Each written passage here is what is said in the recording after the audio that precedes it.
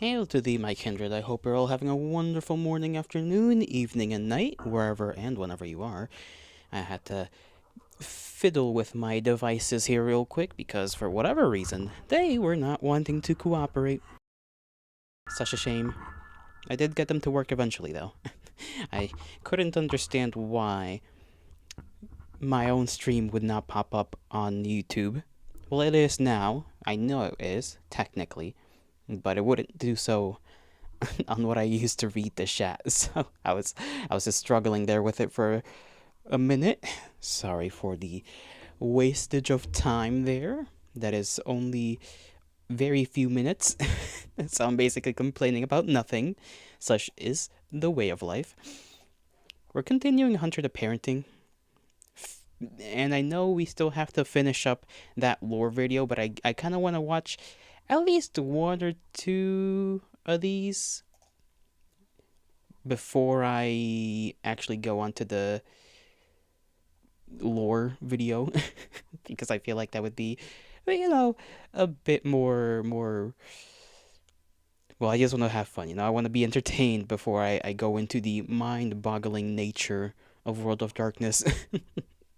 So we're going to go from chapter 2 up until... maybe we'll even go through 3.1. And then either go to the lore video, like finish that one up, because I think I have like an hour left to do on that video. Or we can continue until 3.2. Either way, we'll have a good time. I'm sure of it. If I end up being confused, so be it. I still, that bit of the inside of my cheek that has been bothering me because I somehow nommed on it a little bit a while back is still in an unpleasant condition. Hasn't gotten worse. Still healing. I just wish it healed quicker. I like how it says I washed it. This part, chapter 3, but I haven't, so I'm confused about that. Ay. I really liked the video. Remember, here's the credits, It's by Brava Alphabusa. And onwards. What happened the last time? Family got rid of the vampires. Well, they didn't get rid of them. They captured them. And then we had the chapter that involved... my brain is like misfiring. Apologies. D getting stories explained to him. And yeah, that was basically it. Alright, onwards we go. Chapter 2. I almost forgot to see if okay, I did.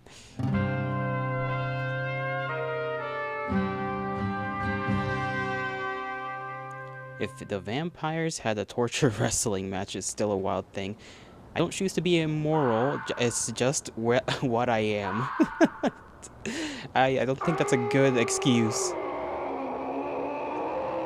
What's it sound like he's taking a shit? Oh, not the face. Don't make me say it. Screams are loud and do not do them. I also forgot to sort of scoosh myself in the corner here. Just let me. That's the wrong thing to move. Why is it every time I click on myself? There we go. I'll just stay here.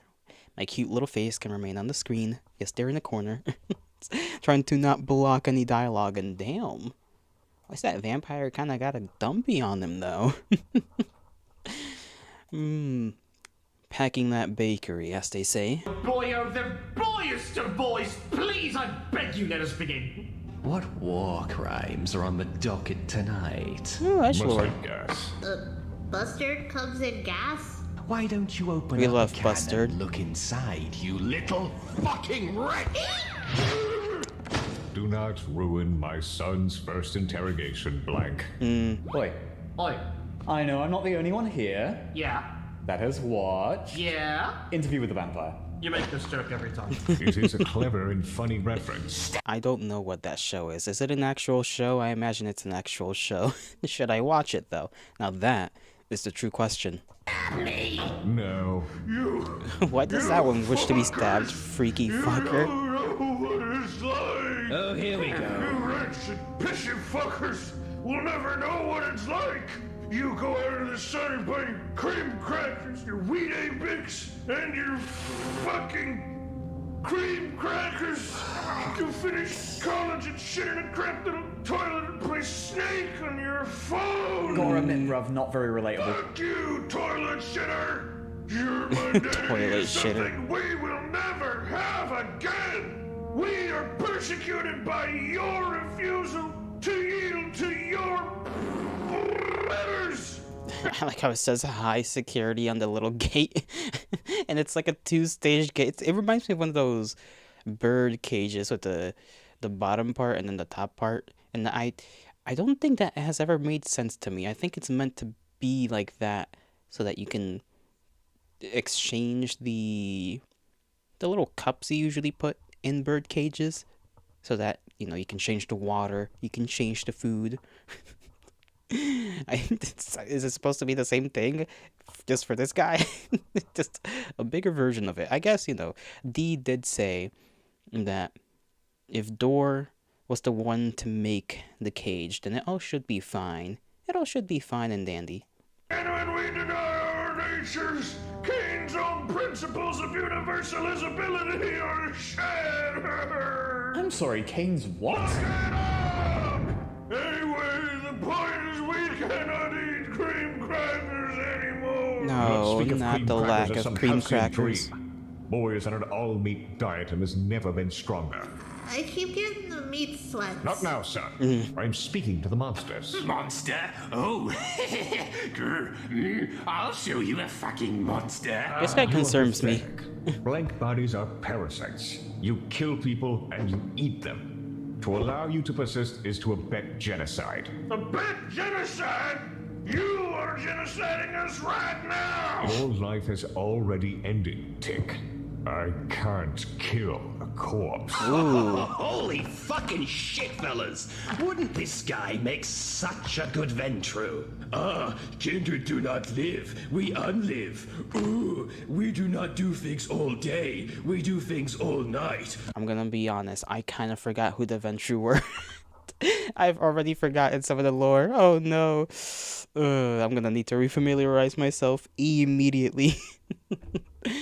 If only Wiki and the others were here. They'd tell me who is what once again and remind me. Because I don't wish to do the research right now. I'll worry about it later. We do not X, we vampire word. Hold on. What is a Ventru?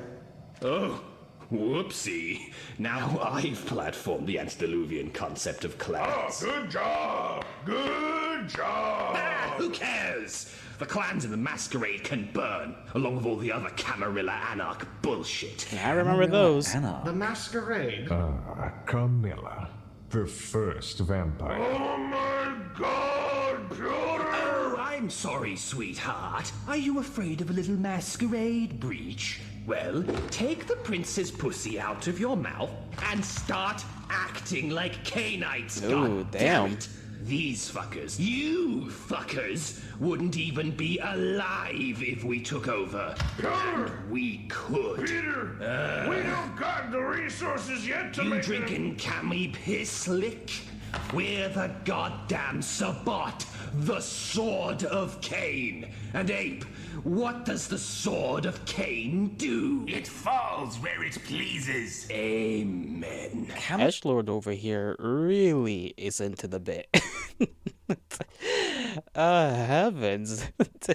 And poor biker bro is just trying to be a little more low-key about the whole thing. I understand. They've lost their wizard, which is theoretically No, not even theoretically. Their most strongest member, not even in the room. So I can understand a biker bro being a little teeny bit cautious would be the word. Yes, cautious. As they should be, honestly. They don't really have any position to defend themselves from, well, I suppose a blood hunt, yeah? Except I suppose Wizard Man has already survived a few, according to his stories. Gorilla Anarch Sabat. Noted. Or his word. Camarilla is spelt like gorilla, right? Okay, these are essentially political parties, I assume. The first one's free, sweet pea. What are you gonna give me for the rest? We already know about Camilla, the first vampire. I always suspected she lived in Norwich. First vampire? You mean the prince? She is a sterling example of degeneracy. She and her posse sitting in their ivory tower in Norwich, forcing Canaanites to stay hidden. They call it the masquerade. I call it censorship. Preventing murder is censorship now. Prevent murder. As if they could. No, as if they would. The Camarilla's all about murder. Murder kind, murder kindred. Kind? Are you dense? He Kind is. means you guys, humans, more. What kind? Was that ever explained in the previous video we watched? I don't remember if it was. I assume it's just one of those things where it's just, oh yeah, let's make up a word for people. And just kind's the word they went for.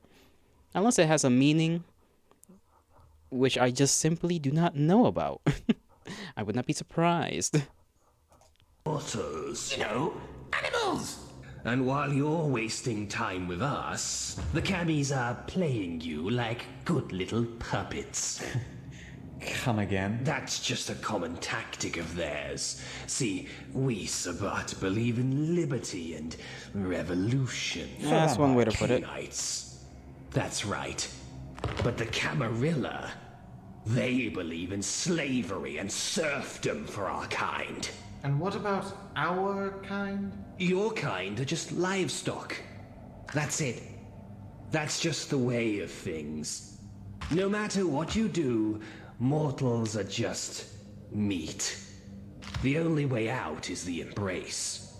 So, if you want liberty, well, we can give it to you. Trying to sell them real hard. You're saying you will exchange freedom for freedom? It's either us or them. We are the children of Cain, and our manifest destiny is to rule. Praise the Dark Father. Intriguing! I don't know why that one's like attempt to be more spooky is entertaining. Maybe it's because they're just in a cage. Maybe that's why. It's the fact that he's in a cage and he's still trying to be all intimidating and whatnot. Doesn't really work out, pal. Doesn't really work out. Why haven't you been murdered yet? Because the Sabbat doesn't fuck around. We're on a warpath, and our cause? To see you lowly, juicy apes serve your natural purpose. So you're just here to kill? Why was that why did he smile like that? Hold on. Apes serve your natural purpose. That is how is he making that face? That is a face of I didn't even know he could do that. That's like the first time I think he smiled like that. It's a completely different face structure from anything else he's done. So you're just here to kill? No, you fucking snail rats, you're wrong as hell! Oh, so now you grow a pair, shitbeard. We don't just kill, we're smarter than that! I went to college, son! That why you Ooh, were hanging out in that college-educated town, vampire. Murdering joggers in the dead of night? What major is that again? Political science. We conquered that tunnel, purged it of Anarch filth. It's our turf now, this whole district. This? Why is he like that? I don't like that The one. district of North It Norfolk. is the new theatre for the glorious crusade. None! Hail to Hey, thee! How Dormant. do you do? I hope you're doing alright this Saturday. Sorry you're late. Nah. It's only been 18 minutes. You're barely late. And we've barely gotten into the video. We're gonna get through, like, I think until... from chapter 2 till... what did I say before? Till 3.2, and then I'll finish up the lore video. That's the plan for today. To bleed Alright. out as we please. Hey, boy, your Also, I have forgotten certain phrases and things. brain's a drain pipe. Plug it. The anarchy barony ain't moved an inch since we were chased in here by the camis. Our bases still need building up. Oh, yeah, man. Really selling us right now with the base building. Base building is You important. Gilbert. The categorical imperative compels me to tell you the whole truth about Cat why... is not an honest philosopher. Fuck you, ape boy. One must act This in is accordance a with that shitty maxim basis that for through which planning. will that it becomes... I love the the subtitles are just a Sabat discourse. Universal law, following the So, not to disrupt the discourse, but you're at war with this anarchy barony We don't do over X, we do the vampire word. Yeah, that was district goofy of as hell. Norfolk. On the small scale, that and Great Yarmouth. Oh, I fucking hate Yarmouth. I get it, it's pretty sad. But I'll tell you this much. The Anarchs, you know, they have the spirit. They have their ideals. But they lack purpose. They restrain themselves just as the Camarilla. Daughter, he's doing it again. They refuse to unleash their beast. They want their petty revolution, but for what? To continue hiding? Proud Canite, dost thou hear the call? Purge your degenerate humanity and live as your forefathers do. Okay, dude, turn down the larping. But I have so much more to You're say. barely in the Sabat ape. You haven't even partaken in the Voldery. So stop angling for Pack Priest and stay in your fucking lane. Oh, they're is so very rude. It's so embarrassing. rude, Tim. Weaklings. I'm the strongest here. Purge. Hey, speaking of, where's Kevin? The wizard type. Doth mine eyes deceive me? No. I couldn't figure out a fancy word. He is having a special interview with our father. Nothing you need to worry But hail about. to thee, Wiki. How are you doing? What? Hold on. What just happened? I'm the strongest here. Purge. Hey, speaking of, where's Kevin? The wizard type. He is having a special interview with our father. Nothing you need to worry about. Kevin gets to fuck? Oh, that's what happens. Jesus. Okay, I get it. That's good, actually. Wouldn't want to engage in any zoophilia out here. He's doing the smile again. Right, so, as has been made abundantly clear, You live? are What about me? basically I'm doing alright. Speaking of strongest, where's Kevin? Did you catch that? Kevin, the beloved Kevin. We love Kevin in this household. We stan Kevin and Kevin's endeavors to do Kevin things like feed his cat and whatever adventures he's gonna get up to. I'm not too sure about that yet. I know it involves the policeman at some point. That's all I know. supremacists. We are Canite naturalists. And listen, I like you. All of Accounting, you. possibly? Fair's Yes. fair. You did kick our asses. So, I want to extend the offer. Alright is not Why enough. don't We you expect the good. join You us? tell him, Shoko. Immortality is pretty tempting. Marcus. Come on. The old man would never expect it. Not that he can't join as well.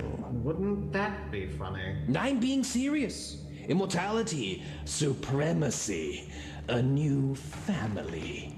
You know, What do the you first he probably. I feel like if they're really trying to sell this vampire thing, they should just stick with the first two lines. Cause once you drop the third line, you know, like family, like it makes it sound very cultish. You know, it's like that's just not good. That's not a good selling point when you word it like that. Family, like bro, relax. Step on the brake a little bit. Stick to the hey, you get to be immortal shtick, and you'll probably get more people to join. say? Are you in? Or are you out? Well, it. So how are is you, Shoko? tempting. How are you doing? You know what's more tempting, though? Killing. Having Vampires. everything we do from here on out being morally justified. Yes, exactly. Liberate yourself, brother. Because Yes. we'll be doing it against a bunch of vampire fascists. Yes, the Sabata. Oh, okay. They've been duped. I'm so hungry. Oh, there we go. Hey, you do know what happens if we don't eat our fill, right? Tell me. The beast shall come out now. That Oh, what he's you're doing it calling again. yourself, The Sideburns? beast will come out. The beast. Oh, Shall need to crunch your neckies open and from Oh. Neckies? the beast's birthright is your blood, and it will have it, for its will is mightier than any of the shitty metal boxes you put us in. So is this guy just like a parody of himself, or wait? He's got a top hat thing. Not a top hat. What do they call Just it? got an idea. Hey, He's got a you Redditor will hat. get fed. Just a second. what? This better be good. Everyone, let's get out of here. Why? Come and see. Okay, alright. Come, boy. We stepping out from the cellar? Yes. Leaving these here. Yes. I almost missed the fact that Dora has like these two bandages covering him, even though he's got the shirt over it. Fedora, that's the word. Thank you, Wiki. When vampires starve, their beast, as in murderous instincts, turns them into whites, basically feral mutant vamps. I see. So not a good plan to leave them thirsty for too long anyways. I suppose that is a sensible thing. Do they get stronger if they're like just, I guess, a little feral, or are they just like the same but just feral? I assume they're more likely just a little bit more willing to break themselves in order to get some blood is the case. Which would make sense. But at the same time, how often would something like that even happen? I guess kinda often, depending on where you are, what kind of vampire you are, what kind of situation you're in. Although it doesn't really feel like it's a thing that should happen often. Frenzy does make them stronger, but no control. They become straight up animals. So is there a difference between becoming like frenzied and like a whites? Wait, how do you pronounce that? That's like a weird word. What if they break out? We'll drink your hide dry as you sleep. They will not. I fortified this room. This cellar door can withstand a force of 18,000 pounds per square inch. I don't know what that No means. blank will make its way out. Okay, yeah, I understand all of that and feel very safe now. Okay, Me let's too, go. boy. Me too. Good. Okay.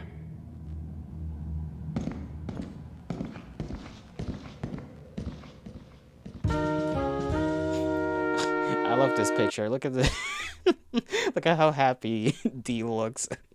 Big D has many ex-wives and ex-husbands and ex-children. Doran markers are but two among many, but D's vocally affirmed favorite child is the horse named Horse. I don't know how you can have ex-children, but I'm sure D has figured out a way to do that. As far as you know, becoming a white is irreversible. Frenzy is a temporary state. I see. I suppose that makes sense. Frenzy you come back from after you slurp up enough blood. Or maybe it's just a time thing. And then becoming a white would be, yeah, you haven't had blood for a long while, and then you're just kind of animal mode forever.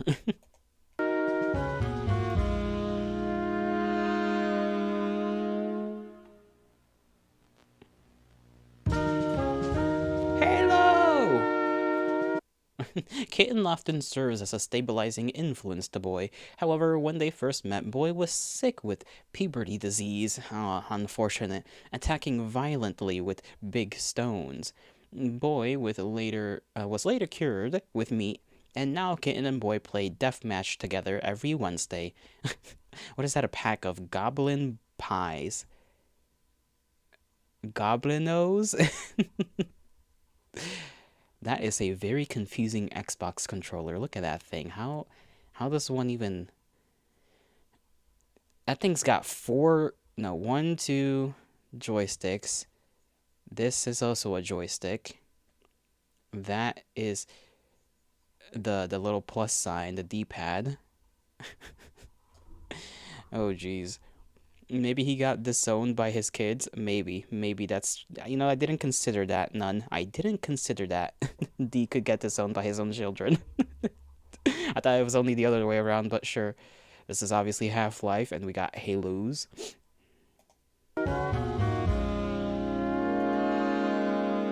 Why did D's face change? I don't like that.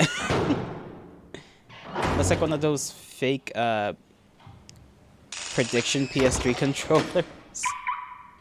Locked. Come upstairs, we're going to the office. Oh boy, Pooters. A sick video gamer rig. Why does brother. Boy look like that one emoji? Spent a lot of money on this instead of, a gun. TF2 is coming out next year. I am justified. Now, the quality isn't great, but we can see and hear everything going on down there. Oh. Okay, so here's my idea. Let's have them eat each other. Huh? Like, literally? Yes, literally. We have no clue what happens if a vampire eats another vampire, and I want to find boy. out. Oh, here comes the moral stipulations. Look, feeding doesn't necessarily mean killing. I mean, we are stepping over boundaries just bringing them into our house. Or should I say my house? I own it. What, the boundary set by the fucking Arcanum? I don't feel like following their tenets after being banned. You know what? Let's take this later. We're just gonna start arguing about the royal family again. I can feel No it. talk of British royalty in front of Boy. Boy, sing our national anthem. We're all living in America. Okay, can we begin the experiment now? Make them eat the lapa Ah, first. yes, He's a the true worst. American. Right, so... Microphone. Damn, that microphone quality is awful.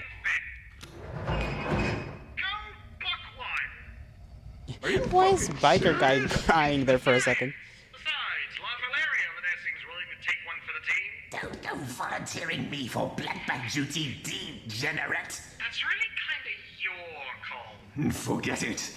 The Sabbat will never turn on their own just to slake their own hunger and sneak attack. Oh, you fucking rat! Fiona, help me hold him down and You shitty little... Monarchy it is. I would punch your blood out of your body! And here This guy knows fancy they words, doesn't he? Go! This is a hardcore three-way elimination Rammstein match where 3 reference. fans enter and only 1 may leave. That is right, Mark. We've got a hell of a show for you all, and we're right here in the action. We see some offers coming from the biker guy, but the speed of Ooh, our dodge. He's looking for his opening and...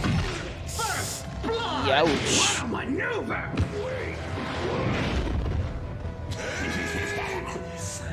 Savage is right. And I love It's it! clear that there is some bad blood here. Look at how he's just going to town on him! There is no town to go to, Marcus.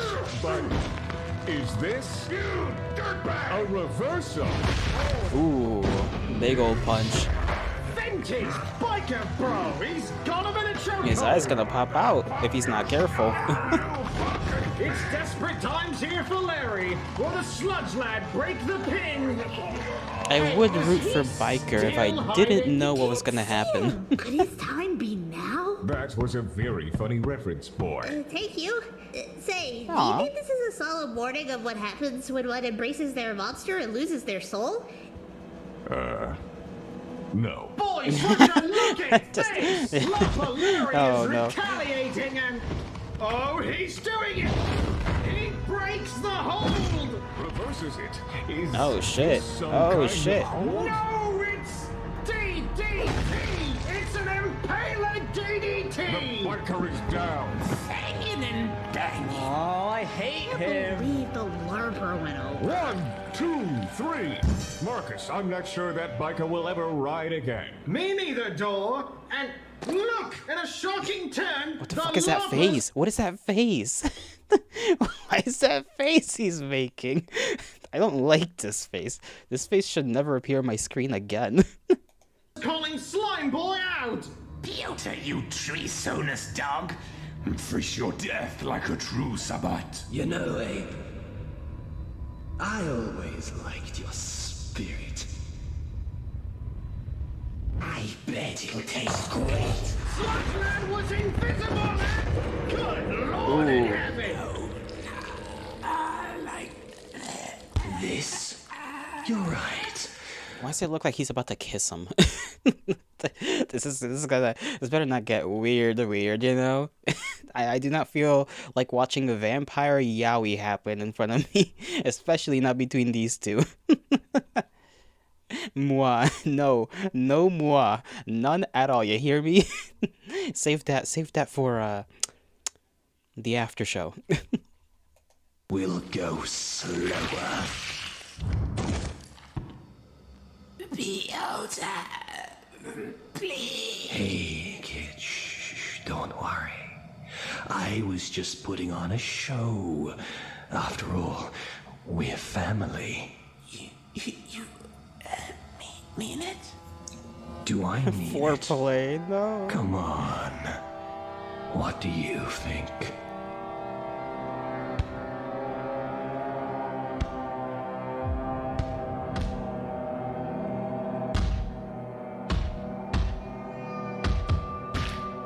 Damn.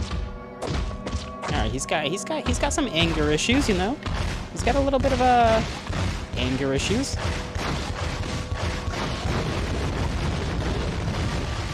That's, not Really? legal. Marcus, this is barbaric. You're right. Slime Lad is beating the larper to death with his bare hands. Door. Come on, man. What? Why the change in tone? Blank bodies aren't people. Well, yeah, but it's still... It doesn't matter. Whatever this is, it's horrid. Didn't you say you wanted this one to die first? True. Isn't it a bit late to object now? Okay, Dor, relax. Can't help but notice the crowd go mild. Am I good to collect my winnings now? Well, Guess for the experiment's sake. Should have told him only a little sippy. Thank you kindly.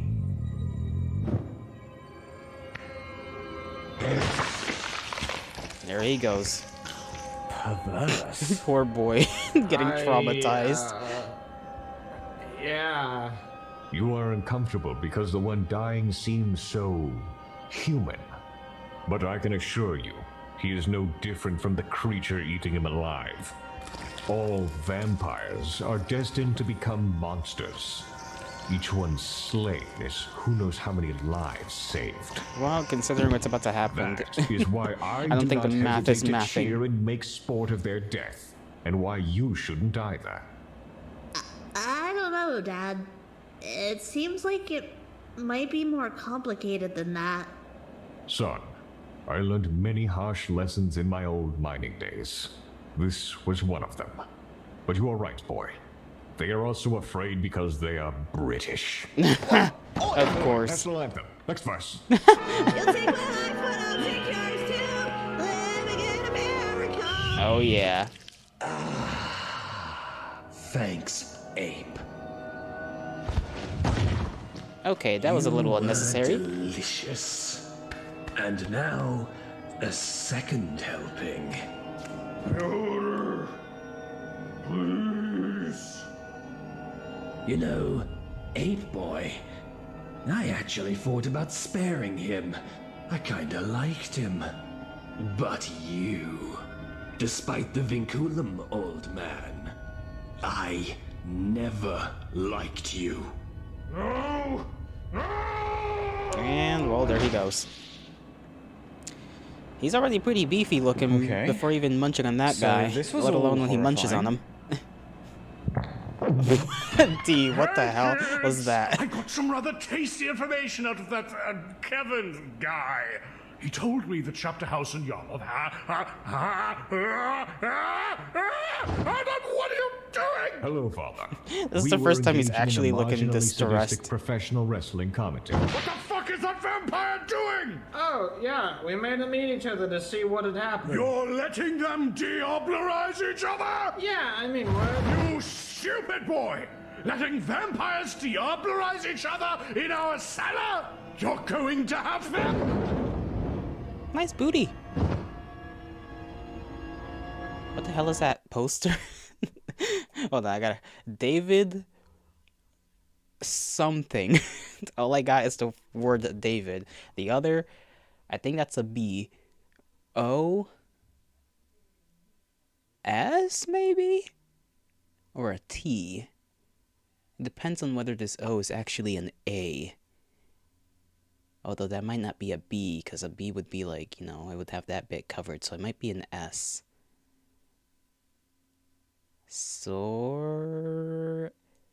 You know what? Maybe it isn't that important for me to try and de-encrypt this little poster.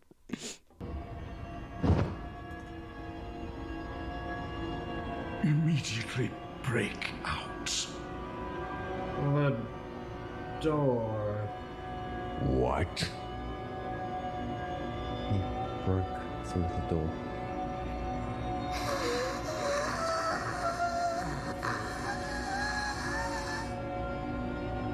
Well, it can't be that bad, you know?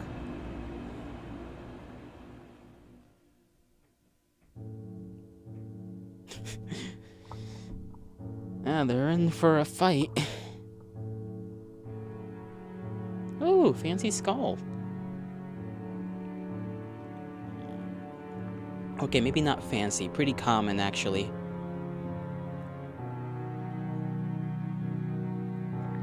But if you know, dipped it in a little bit of gold, then it would be fancy.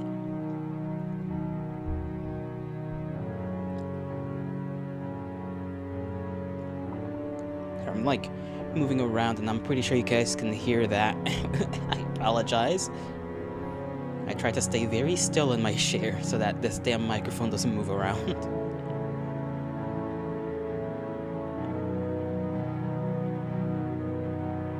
I do like these little like arts at the end of the well, for the credit scenes, actually. They're pretty cool.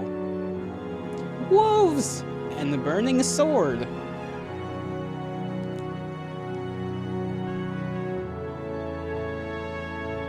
You can't hear anything?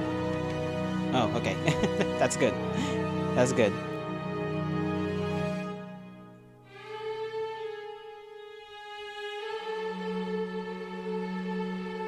I assume you mean when in regards to the share.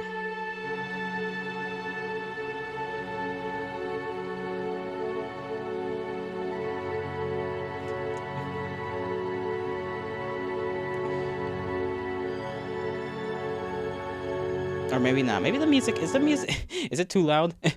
It might be a little too loud.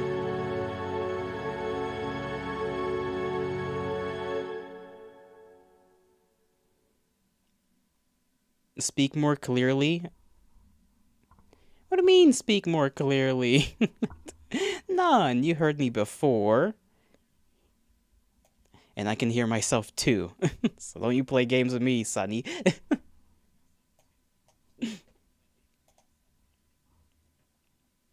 Gonna make me tweak out a little bit. George Papanang.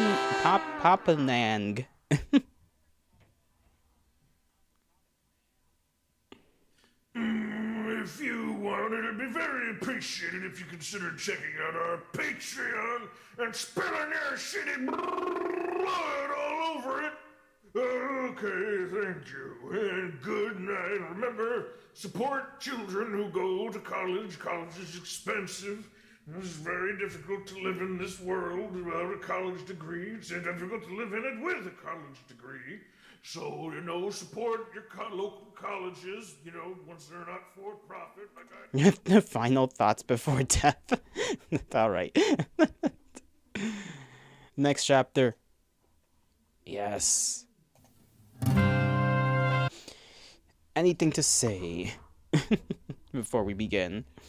Hey, after chapter 3, can I go check out the intro to World of Darkness? I mean, we do have to finish that other video because I have an hour of that, and then I don't know how long the video to the intro to World of Darkness is. I may extend the stream an extra hour, sure, maybe. It really depends.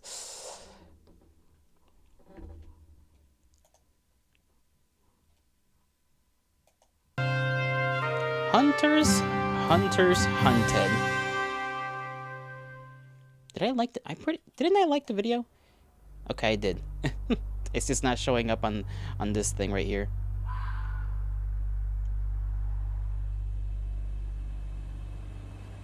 If I can't, it's fine. I'm sure I'll be able to fit it in there, probably. Shit. Marcus, you do not let vampires diablerize each other unless you know exactly what you are doing. How the fuck was I supposed to know? How many times must I tell you, son? Playing God is a sometimes thing. Shush! Be silent! It's only sometimes? What other times count as the sometimes thing? Could be anywhere. Fuck. Hey, Piotr. You know, your name's like wrong. It's the Slavic version of Peter, but pronounced. Weird question. Diablerization. If a vampire diablerizes, right, that means they become more beefed up vampire. So if that vampire embraces people, do they just, like, how do I explain? Or I guess ask the question. If weak vampire becomes strong vampire, does strong vampire only make slightly weak vampire, or do they make vampires weaker than themselves prior to diablerization? If that makes sense.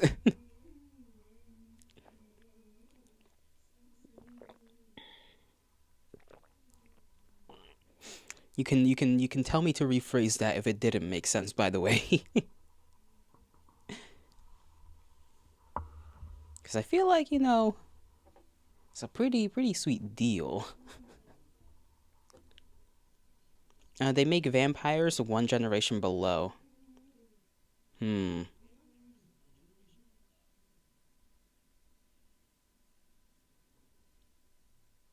But like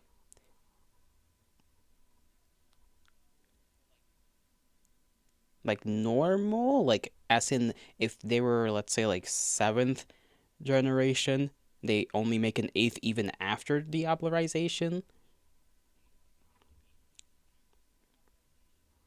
Or is it just like, oh, if they level up to, like, I don't know, Gen 5, then they make a Gen 6?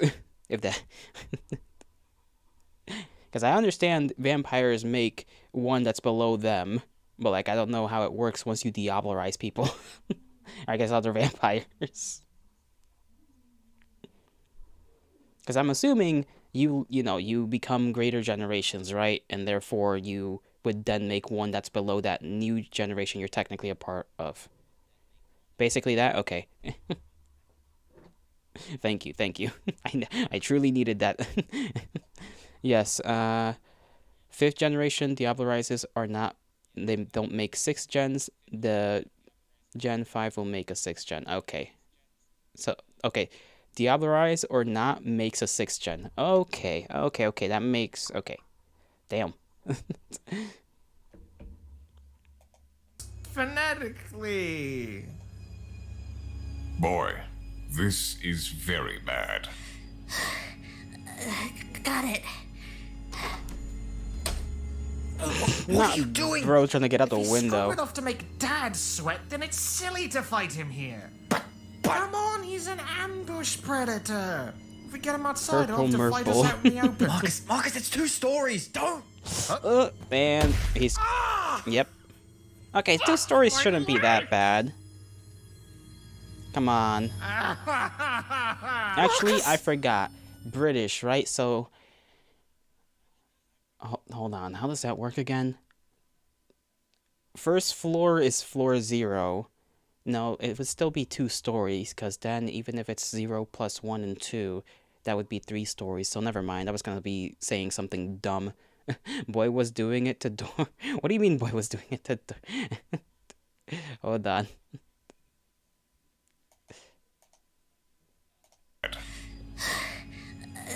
Got it. Oh, not his nipple. What are you doing? If he's strong enough to make Dad sweat, then it's silly to fight him here. Come on, he's an ambush predator. If we get him outside, he'll have to fight us out in the open. Marcus, it's 2 stories. Don't. Ah! Fuck my legs! He looks like a fish. Marcus, be quiet. I fucked up my ankles! Oh, God! Why is his hair underneath a rock, too? Oh, fuck. Oh, fuck. Ankles. Scream. Calm down. It hurt me. Oh, shit. Marcus, take this gun. It will protect you. What? Oh, okay. Okay, throw it to me. I am dropping it now. Oh my god, how did that even happen? Fuck, Marcus. Marcus, you can. Try and make it for the road. You know what's funny? That only would happen if the hammer was cocked back, which means he pre-cocked the hammer back prior to dropping it, so the hammer just slammed forward once. Oh yeah, there's also no safety on it. But still, like, theoretically, that would only happen if the hammer is cocked back. So that, either way, that means he pre-cocked it back and dropped it. Was trying to give it to him, like, pre-ready, so that he didn't have to cock it back. It just fucking does that. You, close the And office excuse you, revolvers do have safeties sometimes. door. Then we will know if he gets in. Doris an American, of course he did that. So true. Dor, you silly man.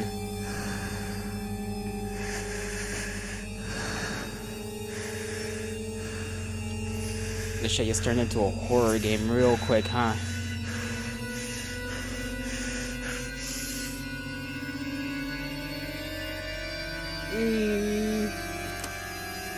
I'm scared. Okay. Actually, everything went fine. We cannot remain here. What are you planning? I will saw a hole in the wall here. What? That way, we can make it out onto the carport roof and jump from there. It is far safer. That's my son. Smart. As canny and practical as the old mining days. I shall aid you. Oh, okay, that's the you really sword do that it was fast in the enough? like Yes. the credits scene. No, same sword, I think. At least it has a similar design, which I guess is technically another reference to like the Emperor's sword, because his sword, some fire and all that. Father, Oh, fuck. He's crawling on the wall! out of here! Imagine the door got slammed just after that. Yeah, that would have been terrifying. Go and take care of Father. I have old mining equipment that can help us. Got it. I'm going for the carport. The carport? Oh, the garage. Oh, damn. Bloody Nora by the queen.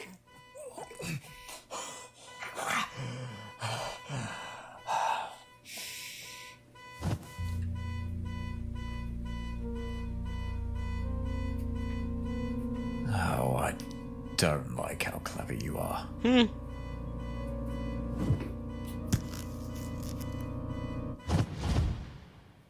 Piotr over here playing with his food. Oh, he's right there, bro. That's fucking terrifying, actually.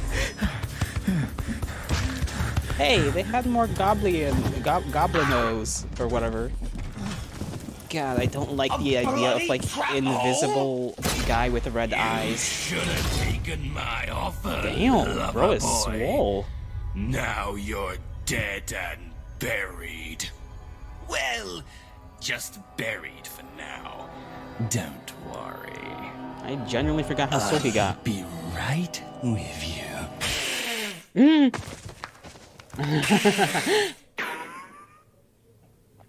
That was quick. Weirdo. Oh yeah. Oh, okay. Yeah, that was like unnecessary. Come on, come on, come on, come on, come on. Oh, hell yeah!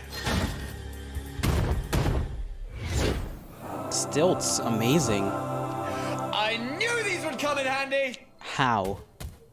Whoa. Diablerie makes you Why take didn't you go for traits of the the vampires you road? eat. You couldn't just leave Dad. Why are you on stilts? Bro, D is looking like messed up. Like, look at my boy got his skull right cracked open. That is about as unfortunate as things get. Like, he couldn't even put up a fight, the poor man. Just gets fucking dropped and just boom, skull cracked open. Yikes. Dad? Why are you on stilts? Fucking hell. Where's Door? And again, the stilts. Very distracting. He's in the workshop. Hold on. What are you doing? Stop! Wait, you're gonna... Let me get this straight. You're leaving your family behind to make an escape on... fucking stilts? Maybe. I can run faster than a car and leap buildings like it's nothing. The stilts are cute, though. Fuck you. Whoa. An angry vampire is a predictable vampire. If I attack without thinking... Okay, that was kind of cool. The way he tilted his head down. Today is just not your lucky day. Fuck you! Wrong answer. Ooh. Uh-oh.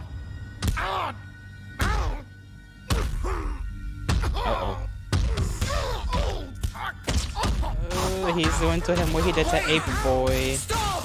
Wait, stop? Well, I was gonna ease up, but if you insist... Oh, ski goggles. Parting in such a sweet sorrow. But don't worry. I'll take my time just for you. You are truly as pathetic as they come. Thanks, love. I try. No! You're truly pathetic! You talk a big game, but you're nothing, and you know it. Back in the tunnels, your first target was a child, and while you were getting your shit pushed in, your friends did all the hard work. How did you repay them? Moralizing over that death gauntlet. You were their leader! If you gave a shit, you could have stopped it! You didn't even try! Instead, you hid. You had something to gain, so you ran away while your friends tore each other apart. It was survival of the fittest. Bullshit! They were your comrades! And you smiled, you bastard! You smiled while you murdered people dumb enough to accept you! Well, goddamn, roasting him. I don't think he cares that much, I'll be honest. I bet you think that really pissed me off. Oh shit. What the fuck is that? Oh my god, that was a good one. Gentlemen, you seem to have difficulty understanding that I'm the goddamn Sabbat. Mercy, shame, human weaknesses. I am beyond human. I see what I want and I take it. If I can take it, it belongs to me. I am the Sword of Cain, you wretch, and I fall where I please. The Sword of Cain falls where it pleases, like, yep. And that happens to be a mine, is where it fell. Not Uno. Anything but Uno.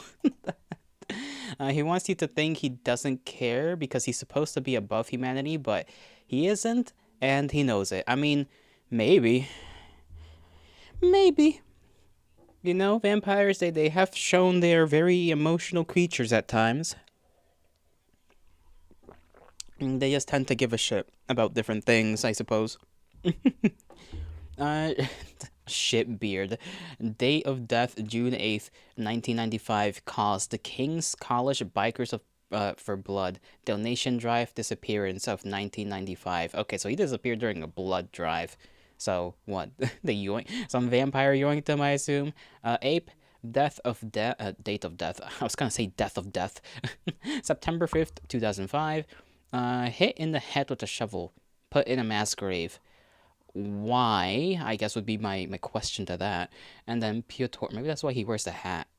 You know, maybe he's still got the dent. Piotr died in 81, actually. Cause, underwater welder. Embraced by workforce superior during undersea sabbat operations. Wow, so he's the only one that, like, I mean, I guess, like, eventually these two got embraced, or maybe they didn't get embraced in the sabbat first, and it happened, like, embraced in another way, then they ended up in the sabbat, but, like, I guess it makes sense why he was basically kind of the leader, sort of, kind of, at least second, like, a contender for leadership, right? Because technically the leader would have been Kevin, I assume. I like how he's so normal here, too. He's so normal. And this fucker's got such a smug look on his face. Where's Kevin? Why isn't Kevin playing cards with him, huh?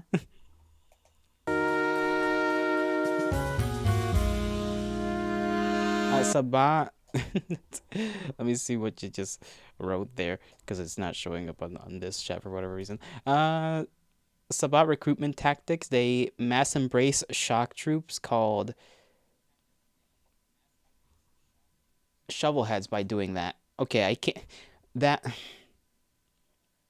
feels like a lie, but it also feels like it's the truth. Just because there's no way they actually call him shovel. I mean, you know what? Never mind. There is a good chance they call him shovelheads.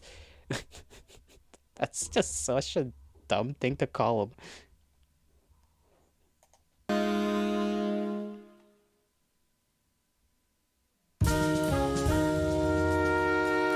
Not these two wearing each other's clothes.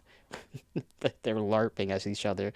Yeah, okay. The Sabbat is a sect within the vampire undersociety that sees themselves as the chosen of the first vampire Cain, the biblical figure cursed by the Old Testament God. They generally believe themselves part of a great crusade against the ancient antediluvians and the grandchildren of Cain, the founders of the clans and degenerate betrayers of Cain's purity. In truth, however, they are often just packs of random people forced into a war they barely understand, ushered like lemmings towards violence, inhumanity, and final death. I mean, that makes plenty of sense in and of itself. He called Dee and the family potential shovelhead in episode 1. Oh, did he? I didn't take notice of that, actually. Interesting.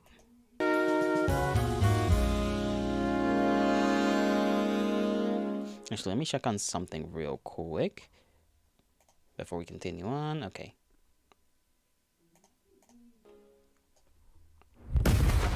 The explosion right in my face.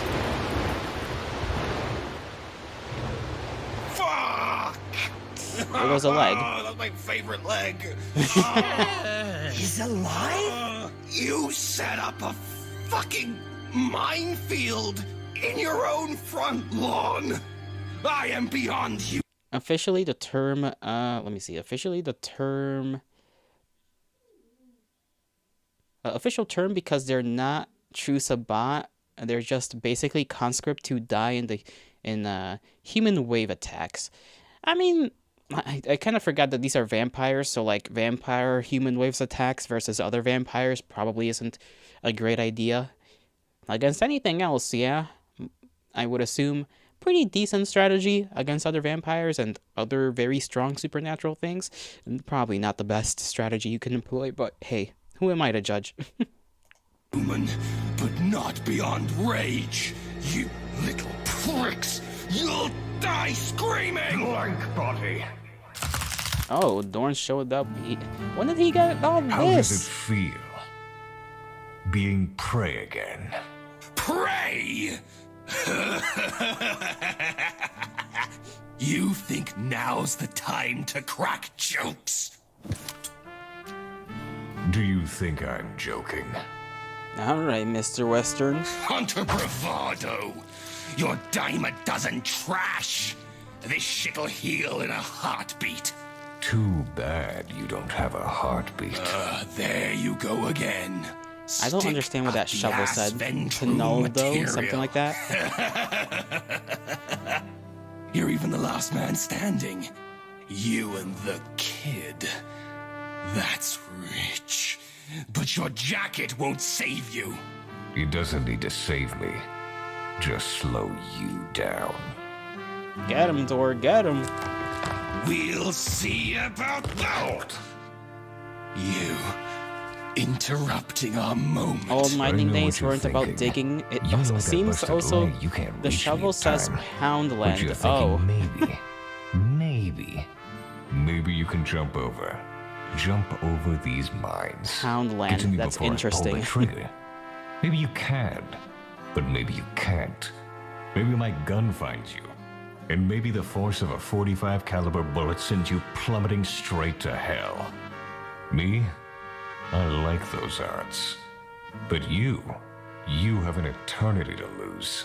Oh, so the question mining. I just got it. Like as in dealing with mines, because what do they call them?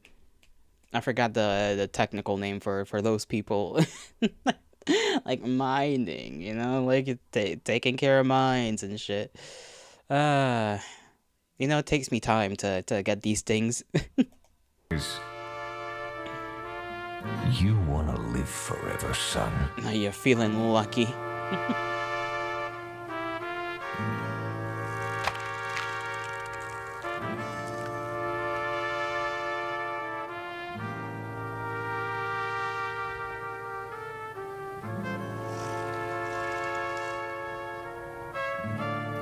Ah, that glorious ass.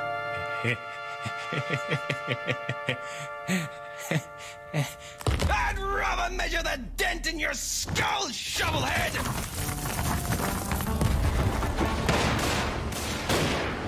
4 shots. He's got 2 left. Die, Hunter! No. Ooh. Nice one, boy. Nice one. Oh, goddamn. There we go, Shovelhead. Yeah, go, boy. You did it. Oh, he's all torn up. I don't wanna die. Yes! Oh, I knew you were a good shot. I knew you were. It's like deathmatch in real life. Okay. Taking back my dissent. Regarding planting mines on my front lawn now. Ow. What happened? She dead? You tore No, pot, huh? I think passed out or whatever the vampire torpor. version of passed out is. It's good. My head hurts and my legs. Can you hold me? Oh, it's Ouch. okay. Just put me down. I believe what Father is trying to say is, we win. I finally helped. Holy guacamole. I'd say you did more than help, boy. I like how Boy has the ear protection. You saved the day. I shot a bitch. Take pride in your accomplishments, boy. I shot a We are all bitch. Yes, you very did. proud of you. I have a concussion. Please! Oh, good job, boy. Boy, I'm super proud of you too. But, should we call an ambulance? We can't do that. Not until that thing is dead. Oh, cops! It will be, boy.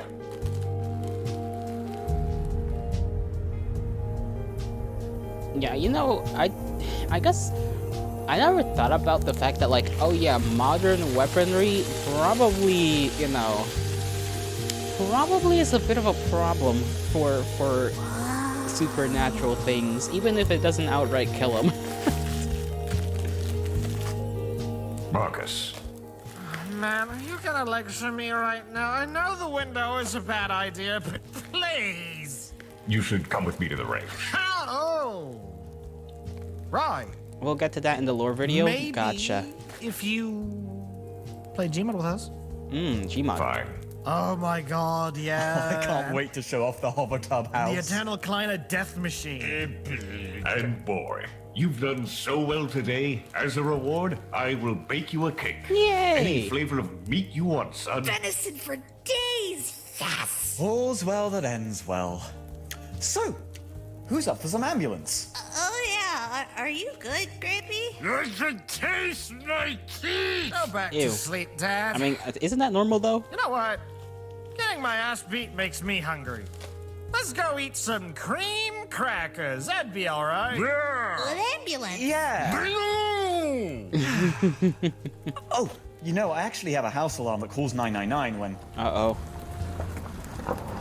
Uh-oh. Shit. Why didn't he account for that? Oh, heavens.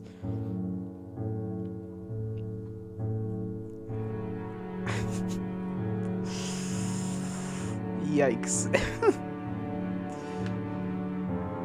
A bit of a stretch here and there. That one was a fun one, though. Holy hell. Oh, why do I feel so stiff?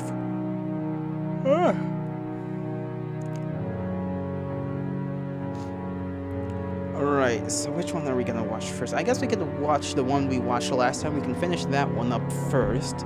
Then bounce onto the other the other lore one, and then get back to watching, what is it, 3.1? That's the one where he's talking to the cop, I think. Lovely stuff, can't get enough of it. Yeah, it's good, I love this. I wish people did more stuff like this sometimes. Fighting supernaturals is all well and good, but you don't think the cops are gonna believe vampire attack. Yeah, they're gonna have a lot of explaining to do. Just getting your way out of this one is, Oh yeah, we were just setting off fireworks. Yeah, it was a fireworks incident, guys. Yeah, sorry, we just had a lot of those lying around. That's why there's a bunch of craters on the ground, and there's holes in the house. And this lady keeps showing up in the outro, making me think that there might be something important involving her. Maybe this is all just a gaslight. Plausible gaslight.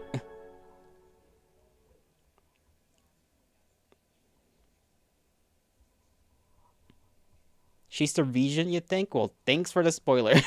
The parenting overturned in Arc 2. The French attacked us. Well, the Brits would believe that. You saw her at the end of the episode, the first one? Yeah, I did. I remember that. I think I still debated at the time whether or not she was gonna be important. Not a spoiler for now, so as of now. Well, what do you mean? We don't know? Nope. Theodore. Where the hell am I? It's mostly theory? Ah, I see. Greetings, Peter. Welcome to fucking hell.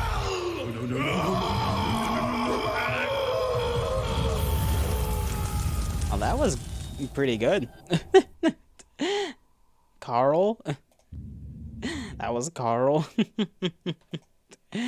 Okay, one moment as I switch over to the other video real quick. We're gonna finish up. Let's see, can I just go into history? Hopefully it'll be marked down. Yes, it is. Gonna continue this one, right? The one by the Burger Krieg, because we've got, like I said, like an hour of this left. And I gotta get through it one way or another. El pescado must rotate. Yes, he doth do such a thing, for he is that way. I want to use the restroom real quick, because I gotta piss. Oh, you love the guy? Yeah. Yeah. I don't know whether... Yeah, I'll stick to what I said. We'll finish up this one, then we'll do the intro that's... You guys said is done also by Alpha... last name. That last part always gets me in a, you know, tongue-tied and whatnot. But we'll do this one and then that one and then continue on with Hunter the Parenting, yeah? I think that's pretty good. I'll be right back though. Piss time.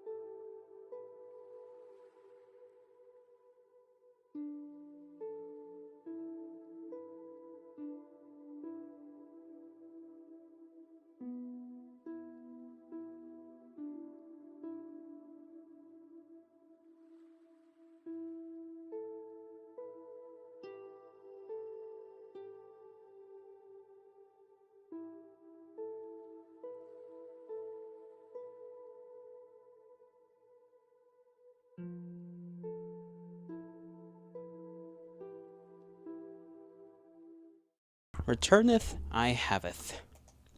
And I think I have to scooch myself over to this side this time around, because all the names that are going to pop up are going to be, if you didn't see that, are going to be right in that other corner.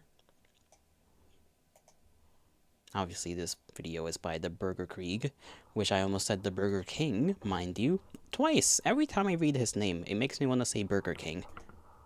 Something we have all heard about is that in the year 1492, so just after the Anarch Revolt, the Columbus expedition discovered America. Now, there had been kindred in the Americas clearly descended from Cain's blood, though certainly not part of the old clans and their particular traditions. And also more mysterious elements were and are still present, especially among the Gangrel and La Sombra, but probably within all the clans there would have been rumors of a distant Not number 15. land to the west. Many might have just assumed that it was India. It's pretty much canon that Cappadocius himself once spent time there during classical antiquity. How he did this is anyone's guess, but vampires have means. And who knows what voices were whispering to Queen Isabella when she funded Columbus's expedition. But by and large, the Americas were neither explored nor accessible to the kindred of the Old World. Of course, there also weren't that many kindred embedded in the native population in the first place. Due to flukes of geography and the fact that the only type of livestock amenable to domestication on the whole continent were fucking llamas,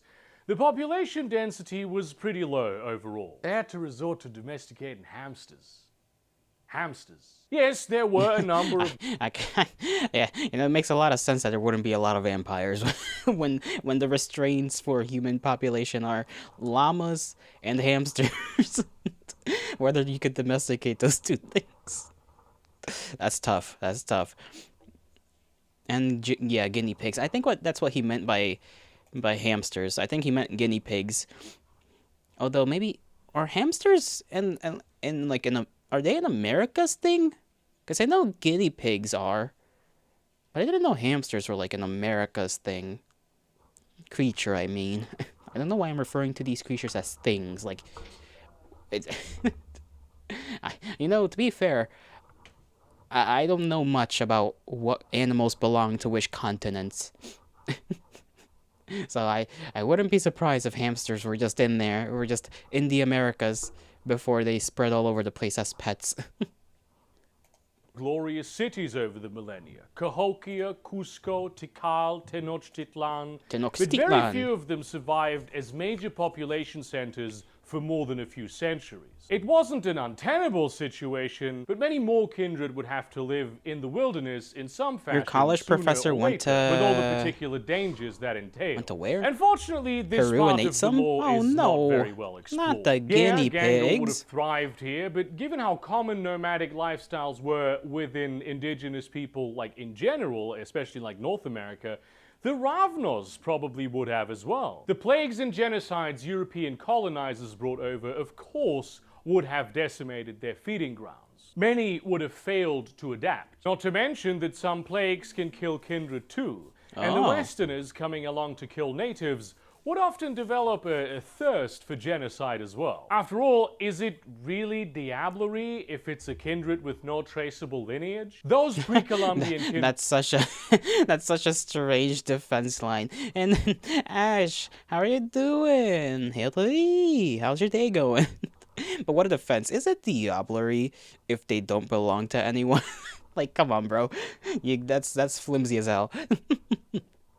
that survived either integrated into the Western systems or remained irrelevant autarkist. Although I think a plot where some Methuselah wakes up in one of the many ruined and as yet unexplored jungle cities of Yucatan, when like watching the Mayan fun calendar things. cycled in 2012, and they go like, well, what the fuck is a Camarilla? That would have been very cool. That would have been a very cool plot. The discovery of the Americas profoundly changed the kindred world and cemented the power of the nascent sects. The first and most eager ones to go over there were the Sabbat, who saw the wide open country as free real estate and were hoping to escape the clutches of their elders there. The more Western settlement continued, the more the Camarilla became interested beyond just the financial profit garnered from colonialism. Many young kindred were still unhappy with being under the thumb of the elders, and so they went to those elders and said, you know, I had this idea where I could, if maybe you want this, perhaps possibly go to the you know, the new world and sort of expand like your influence there, you know, sort of like New World kind of cool, no? Your emissary, and you know, spread your influence to the new cities. That's how they justify killing Caitiff, so it checks out. Actually real. Kind of forgot about that. New world. They were driven by the promise that in the Americas, someone who might be considered barely an ancilla and of diluted blood besides could be prince of a city that would soon rival the great capitals of Europe. To this day, the average American prince doesn't match the average European primogen in terms of blood, and yet they have utterly eclipsed them in terms of power and influence. Some bored elders, or those who had lost too much in the Anarch Revolt, decided to try their luck over there also. I reckon that had it not... I guess that kind of makes sense, because a lot of the, you know, like if we're lining up what happens in IRL history with like meshing it into this, it's like, you know, the New World sort of becomes the hegemon power, for lack of a better word. So it's like, yeah, it makes sense that the vampires that would have crossed over and then established themselves in the Americas would have plenty of influence over time. Been for the Americas, the Camarilla would have succumbed to internal tensions based simply on the fact that it didn't fix any of the problems that created the conditions for the Anarch Revolt in the first place. It was a sudden influx of resources that allowed conditions to improve and the system to continue. The Sabbat and Camarilla managed to stay out of each other's way for the most part. There were some wars, mostly the Sabbat with itself, playing out the classic Sabbat conflict of we want to be able to do what we want versus you got to have a little discipline, folks. Like just a tiny bit of it. Yeah, but instead of talking Sabbat's about not the having a Sabbat good time. civil wars, I want to talk about the sect that really managed to come into its own in the Americas. The one which, if you think about it, is the oldest of the three. The Anarchs. The term Anarch was one imposed by Camarilla elders on all these various different kindred who rebelled against their authority. Their interests and desire for independence were considered politically valid by the Camarilla, which officially saw them as the wayward children of their legitimate government. They were not enemies, not even criminals, just people who were bad at doing the kindred life the right way. And this was lamentable. It was only in America that they began adopting the name Anarch for themselves and went deep into experimenting with alternate structures of government. They were as diverse as the people who made them up, but they tended to involve some level of democracy or at least meritocracy, perhaps even Enlightenment thinking with regards to science and the kind. They were not anarchists in the modern sense. They did all have some structure of authority and control, and generally tended to recognize the value in, at the very least, the masquerade. Those kindred who wanted to be left completely alone would come to no longer identify as anarchs, but instead chose the label autarchus for themselves, or they were labeled as such by outsiders. Anarchs would come to live on the fringes of the big cities, in communities that were left alone by the Camarilla so long as they didn't cause any trouble. And yeah, I'm imagining anarchs, maybe they have more power, it seems like they have obviously more influence and power over in the new world, but even then it kind of seems like it's not by a lot. It's not by a lot. They just actually managed to sort of have their own piece of the pie, as long as they don't get uppity with anybody that's, I guess, a little bit too strong in that region of the world. So anarchs either way kind of shafted.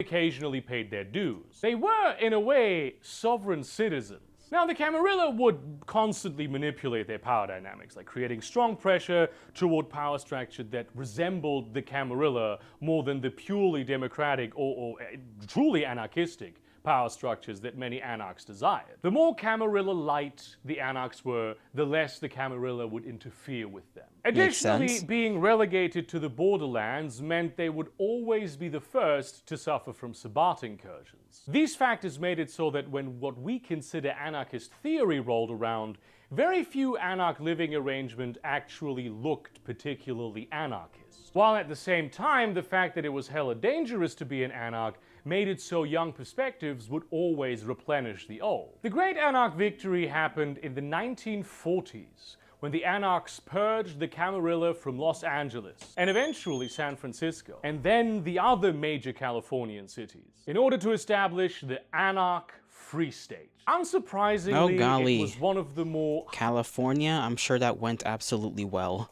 Hierarchical modes of organization that managed to pull this off. But to most anarchs, they were much better than the Camarilla, and they encouraged all kinds of anarchs to show up to California and experiment. Anarchs also made great strides in parts of Europe at this time, which had been devastated by World War II. Berlin was split, allowing the anarchs to come to rule the East, with the support of the Russian Bruja, who had taken the opportunity to strengthen the anarch movement in the Soviet Union under their wing, to the point where most Soviet Union cities were in fact anarch-controlled. Though the farther east you go, the less applicable these labels become. Certainly the Soviet Bruja were heavily influenced by modern anarchist text. They actually did try to rebuild Carthage, working side by side with humans to defeat tyrannical elders during the Communist Revolution. But alas, around the death of Lenin and with Stalin ascendant, Many of these anarchs realized that they had given the kind too much knowledge and power,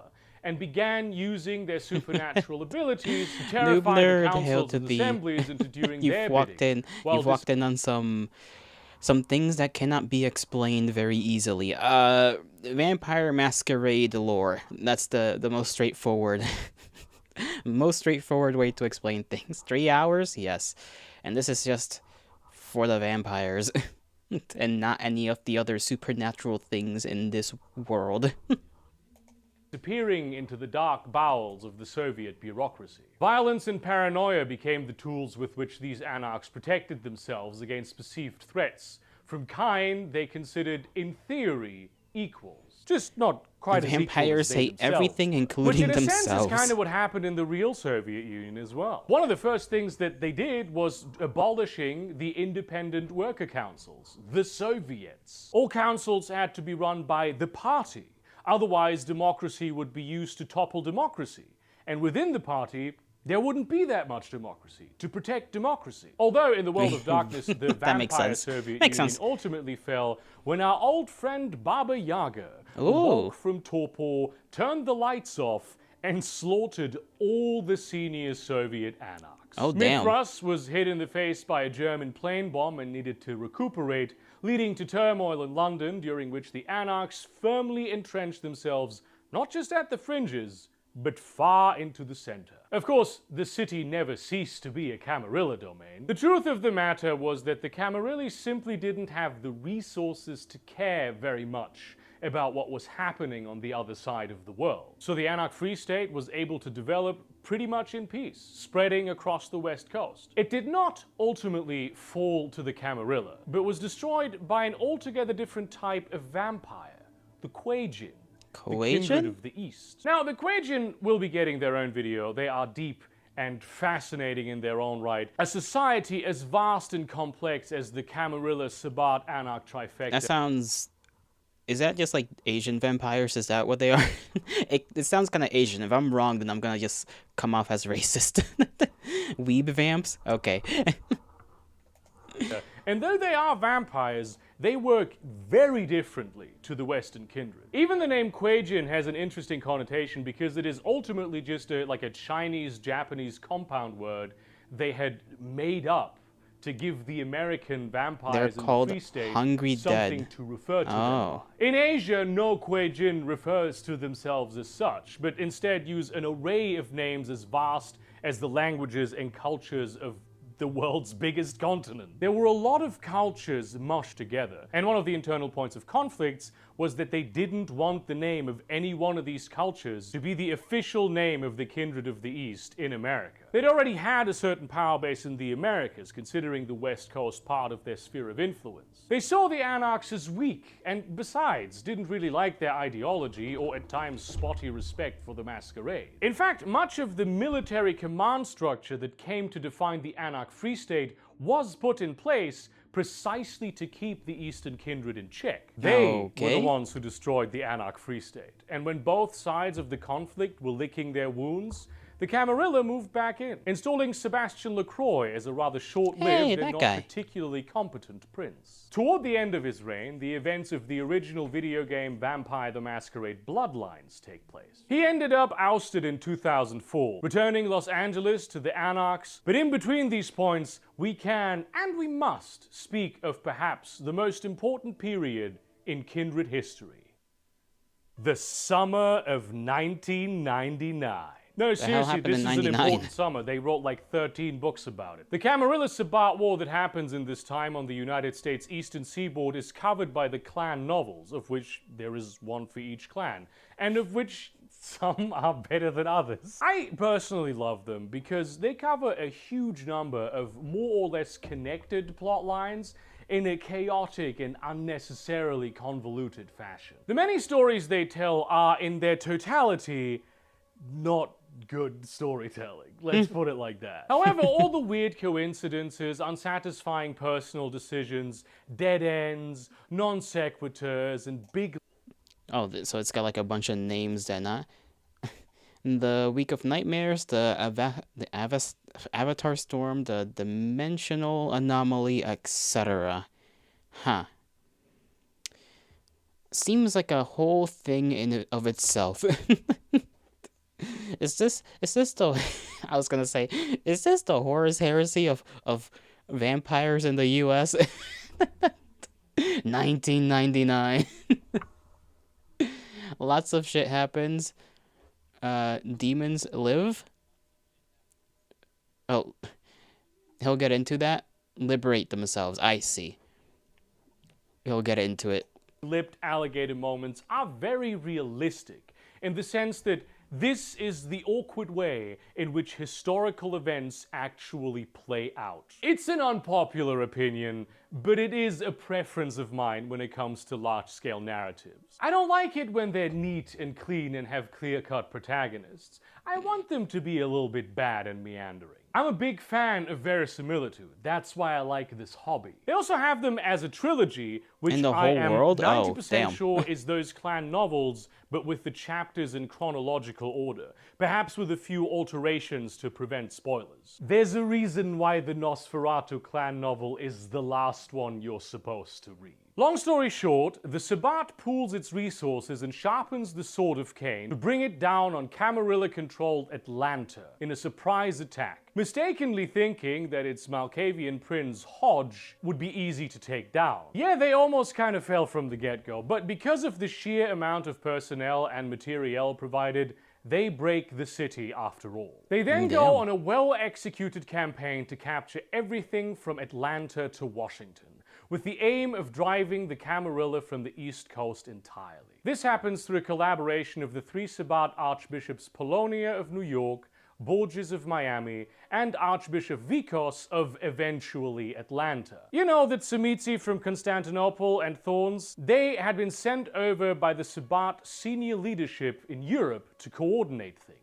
And this military campaign then is actually very successful. They conquer and conquer and conquer territory until that little slice of lower Manhattan that the Camarilla had been holding onto under Sabbat rule was all that was left. At which point, the Camarilla played their hand, having strategically retreated all this time the guy who in drew a his dick, war yeah. of attrition and taking the most valuable domain on the East Coast, which the Sabbat had controlled for a very long time. New York City.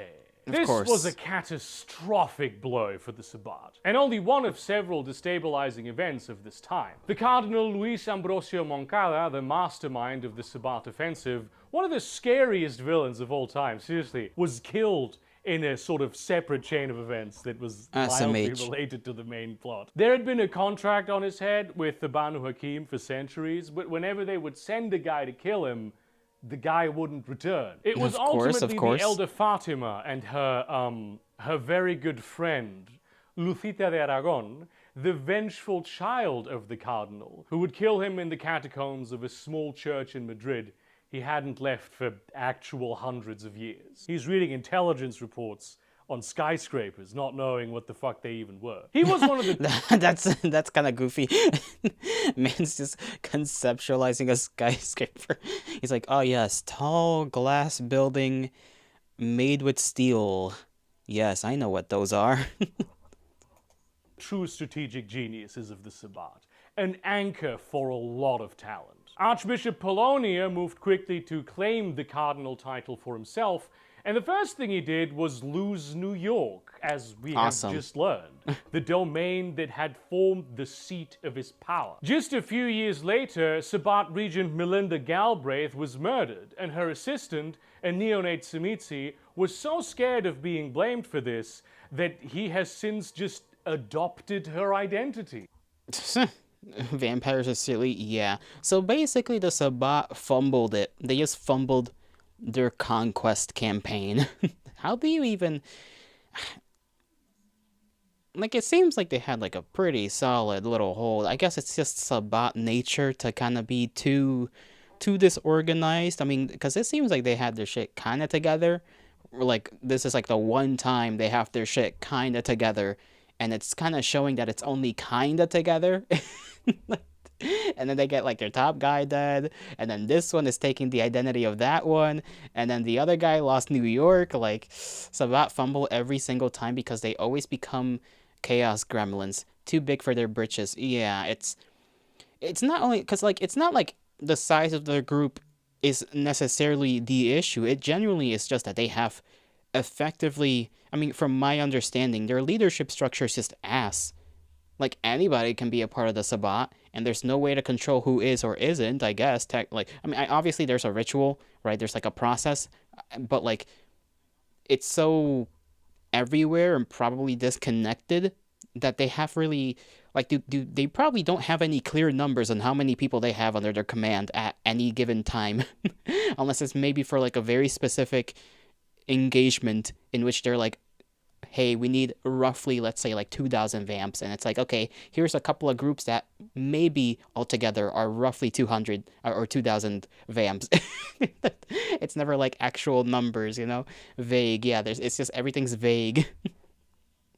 And is hoping that no one will find out. You know what? Honestly, given how quickly Sabbat regents die, I doubt he's still around. But this level of complete non-leadership was a huge problem at this crucial juncture. In Mexico, the treasonous Goratrix was destroyed alongside his whole ilk with one sudden powerful spell, probably effectuated by Treme himself, if not maybe Saulo. This annihilated the Sabbat's access to magic. Also, there was another war going. There goes that. This one nowhere on Earth at all, but in the underworld. The Death Lords of the Stygian hierarchy, that's the western realm of the dead, specifically the bellicose Smiling Lord, was waging war against an organization called the Tal Me Ra. And the Tal Me Ra was a kindred organization with members of various other supernatural groups, primarily mages, wraiths, and one mummy, who had taken up residence in the first city. You know, from Cain days, the thing that was still in the underworld. Here they guarded 4 sarcophagi of immeasurable antiquity. They'd been interfering in kindred politics the whole time. Makes sense. Millennia. But their foothold was strongest within the Black Hand, the Sabbat Special Forces, where they established a secret organization within a secret organization called the True Black Hand, which was not in fact very creative name, by the way.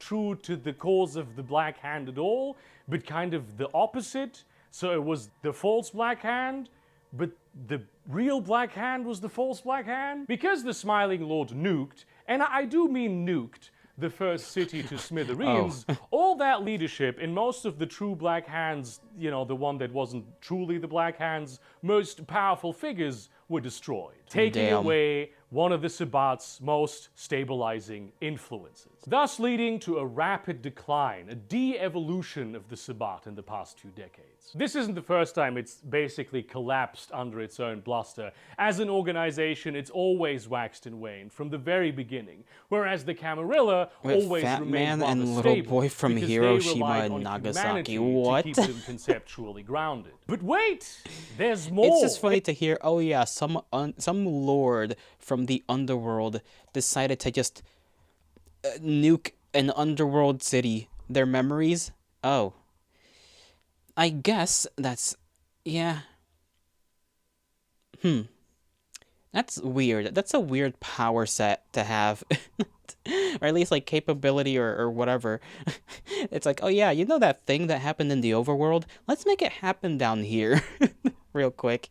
Just like, so basically, theoretically, anything that's a weapon that has been enacted upon in the overworld can, like, be happened in the underworld. The underworld is, in World of Darkness, is made up of memories. Oh, okay, memories. So what, they just took a memory and just said, yeah, bring that memory over here. Goodness gracious. In Eastern India, vaguely... I'm not even gonna try to, like, understand how that would work, you know? Because that just seems like a whole thing. Rates called the overworld the Skinlands. I don't like that name. That's gross. Not the Skinlands, come on. You're telling me they couldn't have come up with something better than the Skinlands?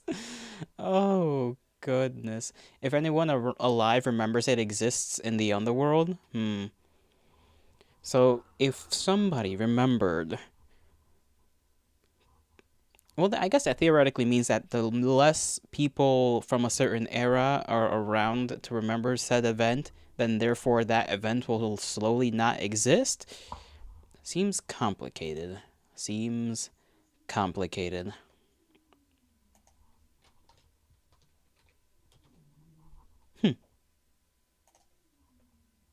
As a consequence of the previous, there was another war going on still. This time it was kindred, primarily of Clan Ravnos, against the Kuei Jin. Now, what you need to understand is that The less they remember, Hungry the Dead more are it gets degraded. powerful I than see. kindred, especially young kindred, in terms of their personal individual power level. This is an oversimplification.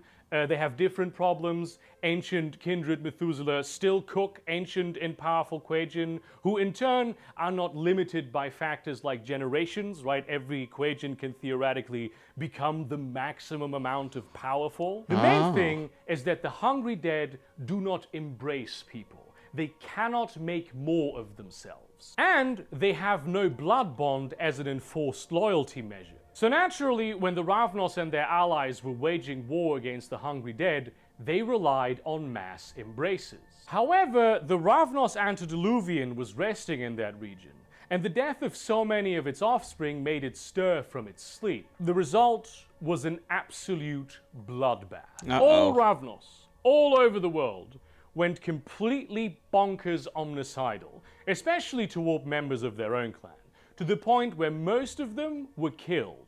And the clan is only now beginning to repopulate. The Ravnos antediluvian darkened the sky to do battle with 3 mighty Kuei-jin bodhisattvas for days and nights. Antediluvians are basically gods. I mean, I guess I was gonna be like, how's that helping you though? You know, how's that? It's like, oh yes, you're stirring because your generations are being annihilated, and you're stirring. You know, your turning in your bed is causing all of your ones that are alive to just cannibalize each other. Like, doesn't seem very helpful to your cause, Sheaf. Not gonna lie. 'Tis but an illogical strategy, but we'll see how they come back from this, I suppose.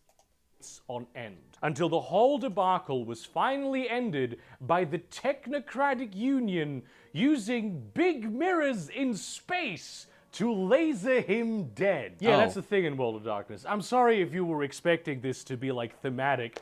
I have a whole video actually covering the, for real, definitely, enlightened scientists, maybe thicker blood for sucking? Of the technocrat. I guess if they're diablerizing each other, then yeah, I guess that kind of makes sense. Technocracy. Ah, yes, the technocracy with their space lasers. Union. Although whether the Ravnos antediluvian was killed by this is very much up for debate. All the game materials seem to agree, but he is famously the most devious kill each other, it's easier for them to the events get a of the massive underworld sippy. in 1999, namely the 6th Great Maelstrom that created untold destruction in the Shadowlands, led to something never seen before. The formation of a new clan without the destruction of an old one. A reformation, if you will, of Clan Giovanni, formerly Clan Cappadocian, into Clan Hecata. Now, of course, the Giovanni had been going strong for a long time, but they never did manage to come close to destroying the Cappadocians. And though the Giovanni had been somewhat selective in their embraces, keeping them in the vast, sprawling family... So this is technically this clan's, like, what, second renaming? Because there were one clan, then they became the Giovanni, and then now they're the Hecata. How long have they been rolling around again at this point then? Because it feels like it's a long while then at this point. Like, a long while if they manage to get around to, like, 2 renamings of their clan. There were always offshoots. Other families recruited into the fold, like the Duncern and the Putanescas. For Giovanni unknown since the Roman reasons, Republic. Augustus Giovanni was put out of commission. Perhaps into torpor, as his blood must be quite thick. Though I think it's more likely that he fumbled his goal of sundering the shroud between the real world and the underworld so hard that he died. He may have also just been caught up in the maelstrom. I mean, I don't care how old a vampire you are, that thing will rip you apart. And through this, all the Wraiths and Spectres he had bent to his will were released from Right, his I kind of service. forgot that he was part of the family in, did they say Vienna, right? In Vienna, that was like, before he was embraced, like, they did things with ghosts and whatnot, and then he was like, I don't wanna be, you know, played around with by my like descendants and whatnot as I become a ghost after I die. So I'm just gonna get, you know, Venice, yeah, Venice, and I'm gonna vampire myself or something. And then he became a vampire to avoid getting, well, dying like a normal person, because they fucked around with their own ancestry or whatever as ghosts, or to do something. I kind of forgot what they did exactly, but yeah. I kind of forgot that was that family shtick was like ghost related things. Obliterating much of the family's service infrastructure. The incestuous empire of the Giovanni was struggling, and many remaining Cappadocians used this as a time to strike, to destroy the blood of the usurpers. Obviously, they weren't exactly in a position to do that either. There was also a deadline, 2028, when the Camarilla would, according to a stubborn rumor, mind you, cease recognizing them as a clan based on a 500-year-old pact. And all the other descendants of the Clan of Death, all those little errant bloodlines of where Cappadocius had sown his red seed, were struggling too. Newly empowered hunters were slaughtering them and releasing many vengeful spirits into the world as a result. Not to mention the sixth great maelstrom couldn't have been good for their business either. It was a terrible time to be a necromancer. All the tides were turning and something needed to be done. And that something was the family reunion, a rejuvenation of the clan. You Yeah, can that call it sounds the lovely. result of prolonged politicking, or you may call it just the beaten siblings coming home to find all the parents gone, but unwilling to return into the cold, dark world. Lost Cappadocians, Samedi, That's a funny, all genuinely a funny way to put it. All the siblings come home and mom and dad are gone, and they're like, I guess this is our house now. all kinds of minor bloodlines, even the Nagaraja, who are not technically even descended from Cappadocius, but powerful necromancers in their own right. They all showed up in Venice. Under the leadership of a mysterious elder called the Capuchin, they reformed the clan's leadership, and then took part in a ritual to join their blood back into one. What this ritual is or where it came from is entirely a mystery. That sounds cool as But hell, though. though their blood is now the blood of the Hecata, you can often still tell their origins by what powers their blood prefers. For instance, while the main clan has Auspex, Fortitude, and Oblivion, the former Giovanni, who also, let's be serious, still make up the majority of the clan, use Dominate instead of Auspex. Through this magic, corpses regenerated as their clan bane changed to that of the Giovanni's painful kiss. Though curiously, not all have that bane, and some instead now carry a sort of aura of decay that exposes everything around them to increased entropy, more in line with the original Cappadocian bane. There are many theories as to how these circumstances were engineered. The Capuchin seems to be the driving force, his identity an absolute mystery. Many think he's one of Cappadocius' original childer, Lazarus or Japheth, but of course Japheth was diablerized and Lazarus is his own story, but he may not be Cappadocian at all. Personally, it just strikes me as rather suspicious that Cappadocius spent all his unlife creating bloodlines upon bloodlines, all dedicated to different aspects of the study of death. And now they have suddenly all come together once more, thinking him long dead. It just makes you think, you know?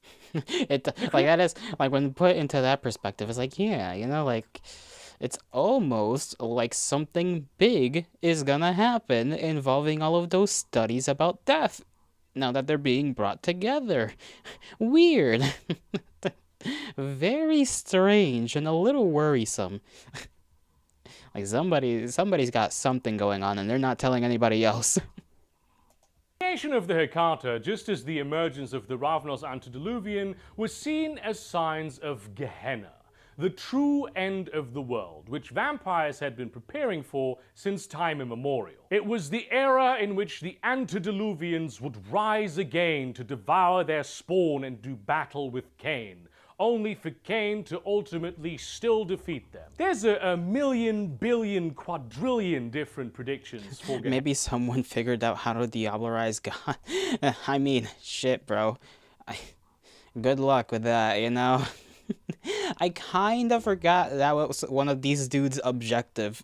They wanted to diablerize God. It's like, man, are you sure about this? It seems a little far-fetched, but if there's anybody that's gonna be able to do it, I guess it's the people that have been studying about death and things for a long while.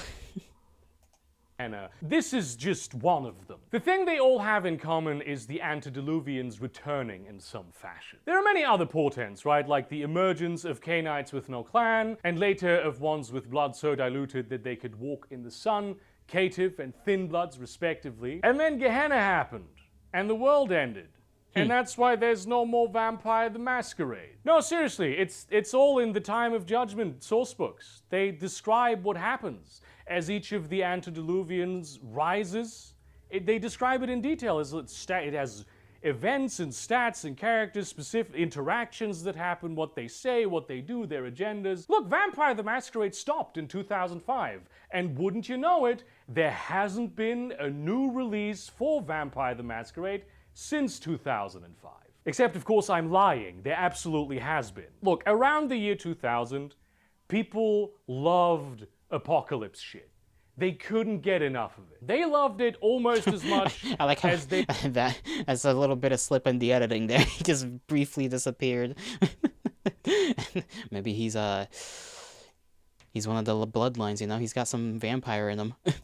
They loved post-apocalypse shit around the year 2010. Now we're back to hating the apocalypse because we're in it. During the 90s, the creators of World of Darkness really just teased Gehenna more and more across every game line. Seriously, every type of supernatural had its own little apocalypse. The Maelstroms, the fucking Ascension Wars, the just apocalypse in Werewolf. It was just the apocalypse. And they kinda had to deliver something. So they delivered Time of Judgment. And then they just kept going. More editions came out, more splats, more ideas, characters, plots, nothing. Okay, so Gehenna. Okay, so like what? The end of the world actually happened in the story, and now I assume they're just continuing on with like either the apocalypse itself or the aftermath of the apocalypse. I mean, I'm sure like there's still a bit to be explained in the video, so I'm sure he's gonna keep going into it. But it seems like a hard place to put yourself in as just like a writer, I guess. pretty tricky spot. Oh, it was pretty much retconned. Yeah, keep going. He'll tell. All right. And I mean, nothing in the Time of Judgment books is canon. No. Even though a lot of it is very cool. I very much encourage you to go look at it in your own time, but because it's not canon, I'm not going to cover it. In the official timeline, Ravnos was the only antediluvian to rise. But while Gehenna didn't happen, they didn't stop teasing it. More portents of Gehenna are coming every day, beginning with the Beckoning, an overwhelming urge affecting primarily older Cainites to go to the Middle East. Some resist for a time, but they all go eventually. Oh, and boy. then they are never heard from again. Well- Some of them are. They come back and they're very different people and they're encouraging everyone to also go to the Middle East. And they don't even all go to the Middle East. There's other places. And they just so happen to be places where it is suspected an antediluvian lies in torpor. Or is otherwise just sort of there. Though I would fucking hope that they're in torpor. One of them waking up really is an apocalyptic event. But since Gehenna didn't happen, all that appears to be bullshit, of course. They don't exist after all. Or maybe they do. Right now, what is left of the Sabbath is heeding that very... Schrodinger's Gehenna, like, this is just Schrodinger's Gehenna. Maybe it does happen, maybe it doesn't, I don't know. Call of the antediluvians. content in their knowledge that now they will finally have the opportunity to find and destroy those treasonous bastards. The Camarilla is also going there to fight the Sabbat, although their official party line is that the antediluvians are still not real and the Sabbat is going after ancient and wise Methuselah in their deluded quest to slay these mythical monsters. The truth remains that countless kindred are heeding the beckoning and mobilizing massive resources to spill each other's blood. So I have Seems to very ask, typical. what if Gehenna is happening right now? What if Gehenna has already happened? What if Gehenna has already happened over and over and over? Think great. of all you have learned Ouroboros. today. All the chaos and conflict. All the apocalyptic orgies of violence that resulted in major paradigm shifts in the kindred world, which ultimately changed nothing. What if it's all just seasons of sowing, resting, and reaping? The clans embrace, build power, bicker and squabble, fattening up the vitae of their elders over centuries. Guys, it was Gehenna all along. Anything after the first city has just been Gehenna.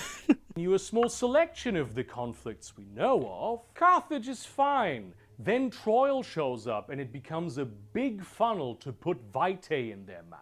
What if the Anarch Revolt itself was a feeding frenzy for the antediluvians? So many thick-blooded elders disappeared, you can't tell me the Inquisition got them all. Do you really mean to convince me that it took us 10,000 years to reach the Maybe the 15th real Gehenna generation? was the friends Anyone we made dedicated along to the doing way. that could do it in 15 nights. Isn't it at least a bit suspicious how incredibly rare very, very, very old vampires are? Even kindred over 1,000 years old are among the oldest of elders. But this is a species that's been around since before the dawn of civilization. And they only ever get stronger. So it's not going to be humans who take.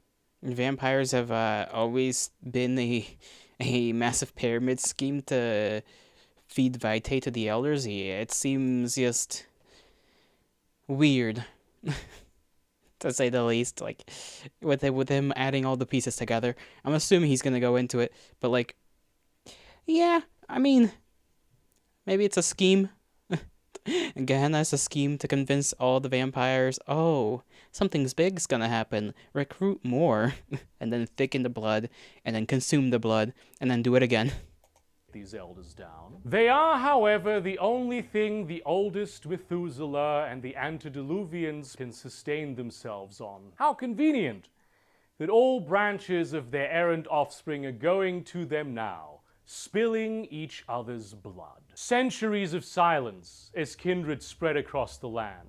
Sometimes the young consume the old, usually the old consume the young. And then, every few centuries, 1, 2, maybe 3 antediluvians wake up, slake their thirst, and go back to their business as genuinely godlike entities. No, seriously, they're in the world of darkness, almost nothing is as powerful as these guys. There is no reason to believe that such entities would even need to feed in the usual way. The Ravnos antediluvian made his descendants consume one another all over the planet. Are we sure all that vitae didn't go somewhere? The Quagian can do this. Most of their elders never drink blood, ever. They just absorb life force from around them. And though Kindred and Hungry Dead are not identical, they are clearly not completely separate species either. And that's where the dark truth lies at the bottom of our murky lake. The secret history of vampires is the pyramid scheme, the one that Cain began. This is the thing about pyramid schemes. The first few people recruited to them tend to do pretty well for themselves. Sometimes even better than the originator of the scheme. Being a vampire is not eternal life. It's an eternal struggle until you end up a snack for a dark god who has been pulling your strings all along. Only a few Methuselah are wise to this, and they tend to make themselves useful as much as possible so as to not end up on the menu. Not They, be a too, snack themselves. may be seen as winners of the pyramid scheme. The more the human population increases, the more winners there can be. But be careful. The blood of the third generation is only growing thicker, and they have moved past the need for moderation a long time ago. This is just one perspective on Vampire and Gehenna. I believe it, so do many other WoD veterans, and it does increasingly appear to be sort of the official canon truth. But I can't tell you that it's the truth, just as I can't guarantee that anything I have said today is the truth. That disclaimer wasn't for nothing, but the timeline keeps going. There's a second Anarch Revolt happening. And while I explain events from the year 2000 forward, I recommend that you maybe keep this grand scheme of things in mind. You might see patterns where you are most afraid to look. And just to let you know, as we move past the turn of the millennium, we gradually move deeper and deeper into the bailiwick of V5 lore, which in many ways acts as though Gehenna had happened in terms of having kindred live in the shadow of their shattered institutions. But it does this in order to return the game to like the dark and mysterious street level feel, where not everyone is involved in massive multiverse-spanning plots. Since the mid-20th century... Ugh. Let me think on that. Let me think on that, like, a little bit of tangent, I suppose. So, pyramid scheme, at least that's the idea. This whole shebang is just a pyramid scheme to feed the antediluvians who just come around, feed on people, and go to sleep. Because, honestly, that is kind of, like, what feels like has been happening. It's like every time there's a rumor of an antediluvian waking up, nothing really seems to, like, it doesn't seem like they themselves ever do much at all, or at least, you know, it's secret because not every vampire is gonna know, but everybody else is doing things and things are happening and conflict, and then boom, they disappear again. So it's like, yeah, that's a very, very enticing narrative that this whole thing is just an excuse for them to just munch on a couple of people, you know, get all of that thick blood in the easiest way possible without doing all of the work, and they are very much powerful, very godlike, so wouldn't be too hard for them to manipulate in the right ways. The Camarilla elders have been faced with an entirely novel problem that they had previously only encountered in the form of rumor or magical ritual. Except now, seemingly over day, all the kind could do it. I'm talking about telecommunications and surveillance. Everybody's got phones now. And they're fucking blood gods. They don't need to to drink a whole generation. Well, I mean, they don't need to, but like, they might want to. You know, like, I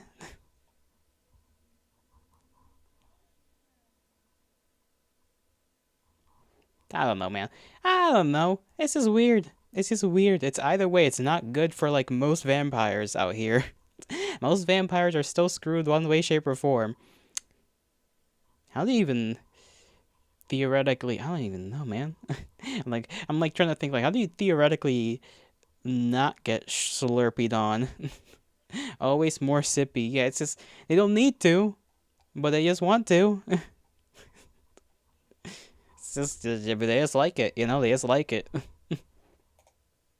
Energy that human civilization had become able to harness with the advent of fossil fuels launched us forward technologically, just as it created the population explosion that those same Cainites very much appreciated. Even understanding nothing about it, it was immediately clear to them that this was a huge risk to the masquerade. And though they made efforts to ensure CCTV and mobile phone cameras and even television didn't catch on, all that achieved was cutting them out of the immense wealth flowing about in the tech industry. They had seen the terrible and rapid developments in kind weaponry, the leaps that guns and explosives had made in terms of power, precision, and accessibility, integrated here goes with the new weapons psychological and tactical insights. Yes, Kindred still had the powers of the blood, but even the greatest mortal warriors of the past had no automatic breaching shotguns and rocket launchers. Whereas now every rank and file soldier and even ordinary people have access to arms that could kill an unlucky kindred. This combined with mass surveillance and communication networks, was a nightmare greater than Gehenna itself. Yeah, bro, like, there is no, it's like the more time passes into the modern era, the more you, like, the whole idea of holding the masquerade up seems to be getting very difficult, considering before, at least in the 90s, you know, like, I don't know, like, you couldn't instantly videotape somebody with, like, a freaking little cassette tape camera or whatever and just, like, send that shit somewhere. It would take time at least to spread that around, even if you managed to catch a vampire or two on camera. Well, I guess they technically can't be. You know what I mean. You know what I mean. I was just gonna say, like, you know, maybe some of them can't be technically recorded, but, like, you know what I mean. Like, metaphorically, I guess. Get caught slacking. Yeah, long-term vampires are very fucked. There's no way to hide, really. It's all gonna crumble around them eventually. They're gonna be known. Honestly, that seems to be almost the case theoretically for, like, every supernatural creature. Like, eventually, everybody's gonna get, like, unmasqueraded one way or another. I suppose at this point, the best thing any group can do is just be so small that it's inherently difficult to find them in the first place. Like, the larger the group, which, you know, vampires are everywhere, the harder it is to hide. Because there's just so many of you to hide. Gorilla had banned using modern telecommunications. They did that early on. Yeah, unless you're a mage. Bro, mages be on some different shit. You know, they're as far as I understand, they be on some different shit. They made the television. They made phones. Of course they're gonna know. I assume they were involved anyways. I don't know if they literally did. Because magic can disguise in any way. Yeah, it's magic. If you do magic shit, you're basically just fucking with reality. So, yeah. Just, no. They did. Well, there you go. They probably have some little knickknacks to hide any, like, magic-related things from being even captured on camera. No kindred was to charge their phone. Eat hot chip and lie was all there was. They didn't even want anyone to have a computer, though they eventually focused on cell phones as the hated enemy, because computers obviously became like one of the key things of civilization, and it became permissible to have them in some limited fashion. But the cell phone thing was no use either. One by one, all the three-letter agencies of the world discovered that something was going on. And in spite of having Camarilla agents embedded deep within them, it was only a matter of time until they started talking to the dusty orders that held on to the ancient secrets of the time when Cain rose to slay kindred the last time around. And thus was born the Second Inquisition. Where the First Inquisition was built around church-sponsored armies and mobs led by powerful wielders of true faith, the Second Inquisition is the purview of domestic intelligence services and police-trained elite urban warfare squads. They don't call them vampires, creatures of sin. They call them blank bodies, some sort of parasitic human-like organism. Oh, that door called them that. Freaking blank bodies. I guess, you know, Door's got some experience, huh?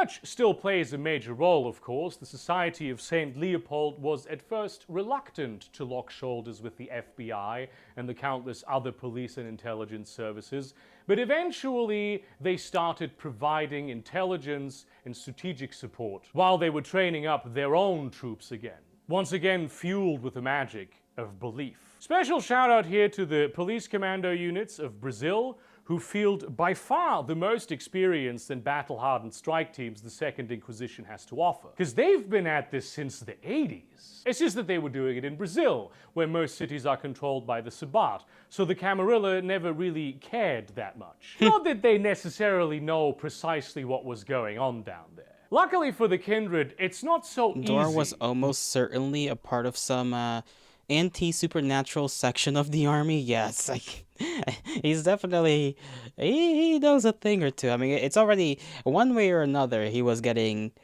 yoinked in. Maybe that's exactly why the sort of, like, has him around now, I guess. It's like if Dor already sort of got himself into the endless war, so to speak, then he may as well be under his wing. If you've seen Elite Squad, you know why Brazil got mentioned here. I know the Brazilians be dealing with gangs all the time, so I assume this is like their sort of like wink and nod at that within their own, World of Darkness canon. It's like, oh yeah, well they've been out here with their police squads being very elite for a long while. Learning information about them. Forget their incredible diversity of powers and curses. All the lies and misinformation they spread to control their own childer is even more effective against mortal hunters. Especially when those mortal hunters exist under a philosophical paradigm that doesn't allow them to believe in something as explicitly supernatural as vampires. You know the classic Annabelle sentiment of why isn't there like a book, a handbook that tells young kindred how all this stuff works? This is why. The Camarilla desperately does not want that shit falling into the hands of hunters. Shout out to Aristotle de Laurence Encyclopedia Vampirica at this point. You know what you did. It is also quite fortuitous for the Camarilla that the What did he do? Did he just spread misinformation? Is that why he said, you know what you did? Because I feel like that's what happened. I feel like that's the nod, the wink and nod that's being given to that particular character. Intelligence services of the world are influenced by the extended technocratic apparatus, who, much like the Camarilla, really don't want anyone believing in vampires. And that may ultimately be their saving grace. No, Look, the he Technocratic made a Union real doesn't honest like vampire that handbook? Oh, vampires okay. exist. They don't like vampires at all. They would prefer if they were extinct. But they also understand that driving them to extinction by force is not a viable method of getting the job done. They simply cannot be driven to extinction. A fact which vexes the technocracy to no end. I mean, Jesus Christ, some of their ideological precursors were part of the original Inquisition. Ultimately, people not believing in vampires is much more important to the technocrats. You might say that it is by far their highest priority. And all this Second Inquisition shit is drawing a lot of he has to. attention to a suspicious... That's why. Okay, that's why he brought him up. Because it's like, oh, well, the guy made an honest handbook, and then it's like, well, maybe he shouldn't have. Okay, the hunters have it now. Yikes. Big yikes. The vampire-shaped blight on society. Sure, right now it's first and foremost institutional, but people who work in institutions are also people, and their opinions will be considered authoritative by other people who are not institutional. And then you have rumors spreading that the FBI knows about vampires. And then some slips to a politician on a congressional oversight committee looking to launch a presidential run. And they have contacts in the media who really want to see them succeed. It's an unfortunate development for the technocrats as much as it is for the Camarilla, and both have a vested interest in seeing the Second Inquisition strike first and foremost the Sabbat and the Anarchs, and then die down. So whether they are explicitly aware of each other or not, and I reckon Camarilla leadership and technocratic intelligence directors are probably in sporadic and very apprehensive contacts, both will be using their considerable institutional influence and resources to cut the legs out from under the Inquisition. It almost seems like the first Inquisition. Like it feels like a repeat of the first time, except like in a similar sense to how like the vampires of old were trying to send the Inquisition of the past like to get the their enemies. It seems like this is kind of like happening again. Except there's just more technology involved. Second Inquisition's rolling around. Let's hope they get the Sabbat and the Anarchs, and that's that. All these pro-level hunts, right? Special forces strike teams and high-end gear, it's very expensive and always a little bit extra legal. For its own sake, the Second Inquisition must act as a secret organization within the institutions in which it operates. Its sponsors can perhaps suspect, but must never really know what all this money is for. Not to mention, like, all these agencies filled with people who have never picked up a book that wasn't like a gun magazine now have to dig through apocryphal academic literature on the occult secret volumes and tomes of invariably false or outdated intelligence. Completely eschewing information technology really paid off when there was no vampire chat rooms or social media on the internet that could be... The first one, let me see. The first one naturally died down because they never had a chance to completely exterminate the vampires. This time, though, yeah, I guess that's like the big issue, like he said, for both the Camarilla and the technocracy. It's like, well, you can't technically actually get rid, like, at least by the technocracy's, like, own idea. It's like, oh, well, you can't really actually exterminate them, at least normally.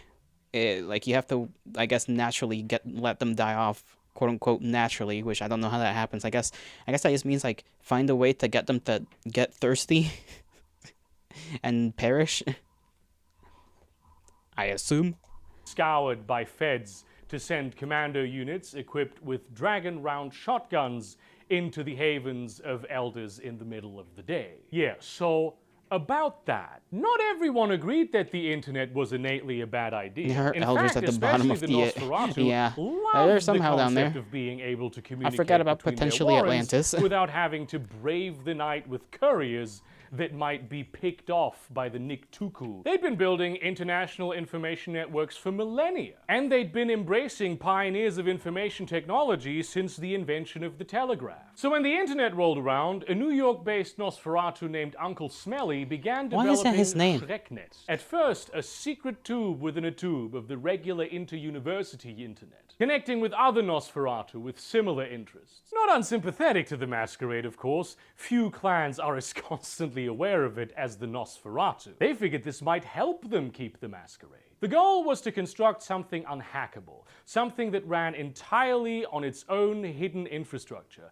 its own code, operating system, architecture, everything. This was Schrecknet 2.0, the real Schrecknet, the vampire internet. Back then, it wouldn't even be weird. There were a bunch of experimental alternative internets around. Only the Nosferatu Because would he's have a access, hacker and a they would dork. keep it secret Poor because guy. they knew the other clans would disapprove. But they got wind of it anyway, and during the Camarilla-Sabbat War, forced the Nosferatu to allow them to use it for strategic purposes. And to its credit, it became a deciding factor with which the Camarilla was able to beat the Sabbat. But that opened the door to computer enthusiasts from other clans, even people of other sects using it. So unfortunately, it was only a matter of time before the NSA discovered and hacked Schrecknet. Even though it was shut down very quickly and the NSA at first didn't even know what to do with the information they found there, it eventually found its way to those secret compartments within the larger intelligence apparatus that understood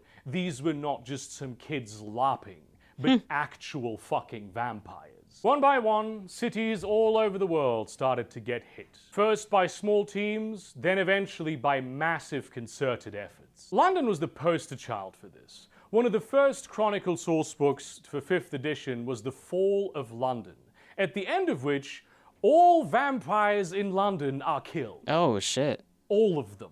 According to the official timeline, this was in 2012, and I don't really understand why they didn't go with 2011, when famously there were like huge public riots and destruction in London. I do this with my continuity. The express goal of the Second Inquisition is to create clean cities that are hermetically sealed against kindred. Drive them further and further into smaller areas so that they tear each other apart and the world at large becomes aware of them. The problem with this is that, of course, the kindred have forgotten more about hiding than the world's intelligence services have ever learned about finding. And isn't it easy to hide in a place the hunters assume is clean? They say London has fallen, but ultimately what happened there is an open question. You get to decide for yourself. It is, after all, your world of darkness. I ran a whole chronicle in London after the fall. And I will again, because London is kind of one of my Blorbo cities, alongside New Orleans. Other clean cities that were scoured include Las Vegas, Bogota, Prague, and rather crucially,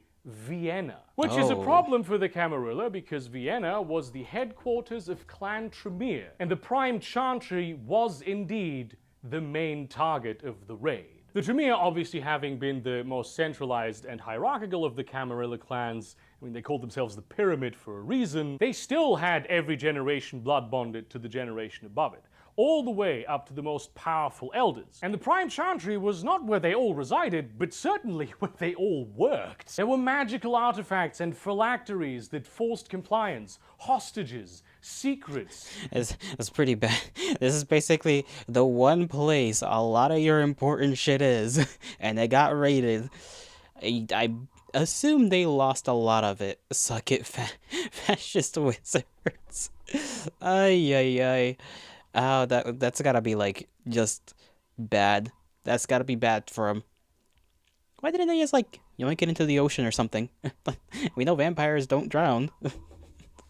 As I feel like that's a logical step. It's like, okay, the world's becoming a lot harder to maintain our existence in. Let's just go somewhere where the humans can't really go, at least normally, without like a submarine or something. It's just make a little town underwater. I don't know. Libraries upon libraries of magic. All the whips of House Tremere were in that one place. And Tremere himself was there, though he was at this stage a big worm with 3 eyes, somewhat deep. Oh yeah, I forgot about Tremere's like issue of traversing. It's harder to feed then they would become weights. Yeah, that's also a problem.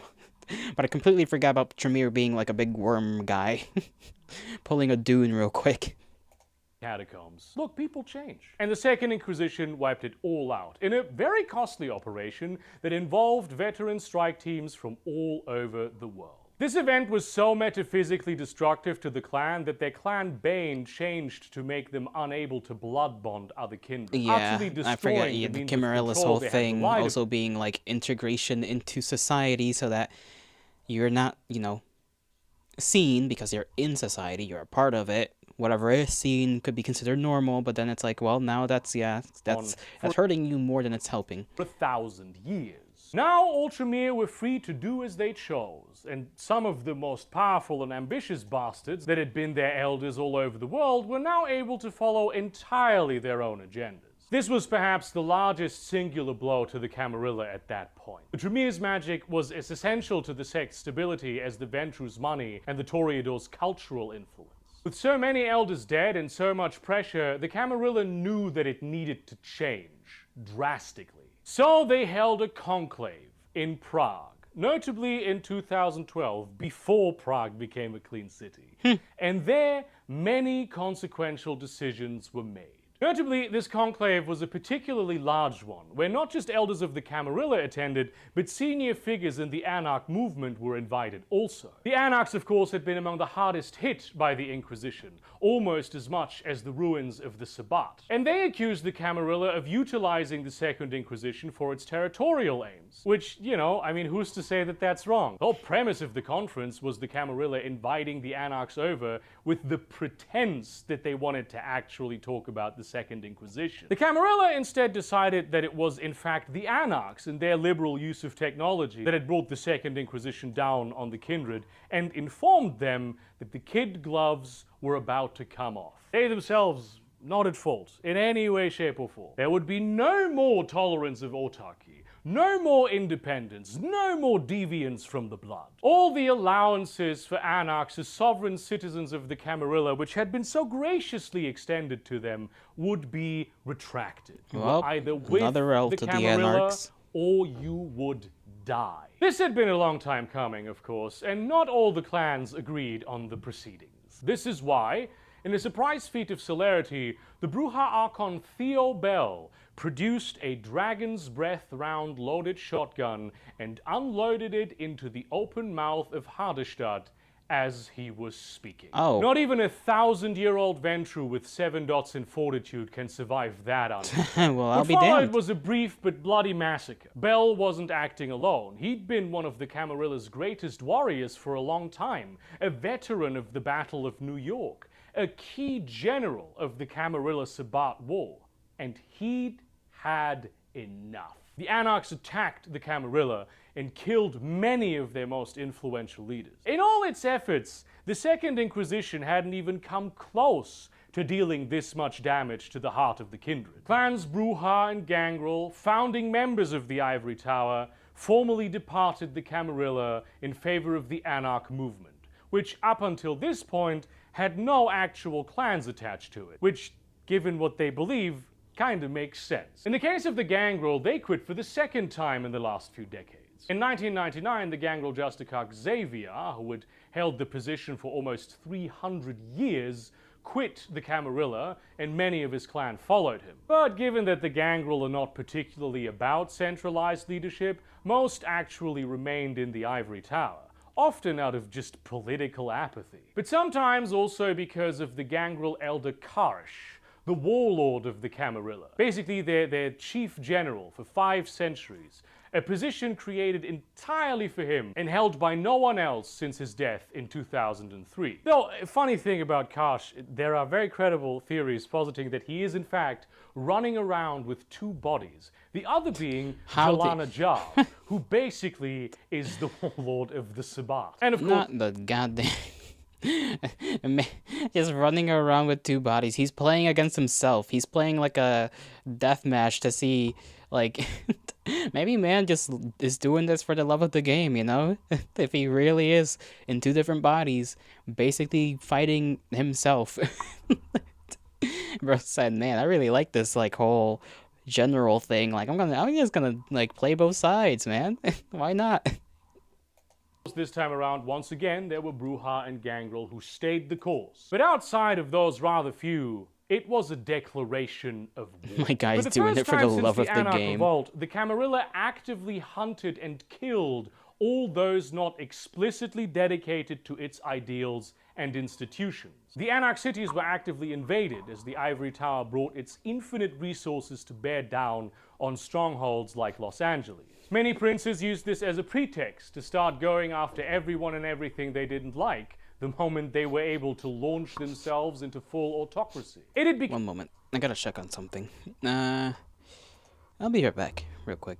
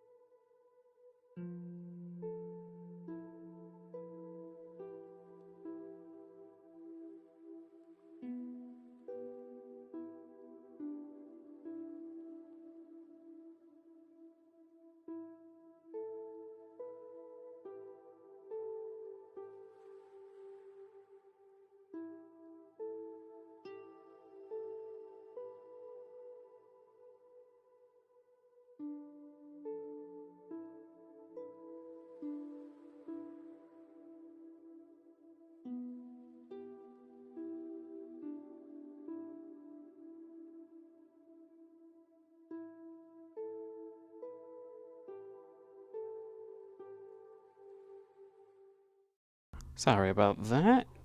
It's that I was smelling something. And turns out I was just being delusional and paranoid again. Become sort of unfashionable to hunt caitiffs and thin bloods at this stage.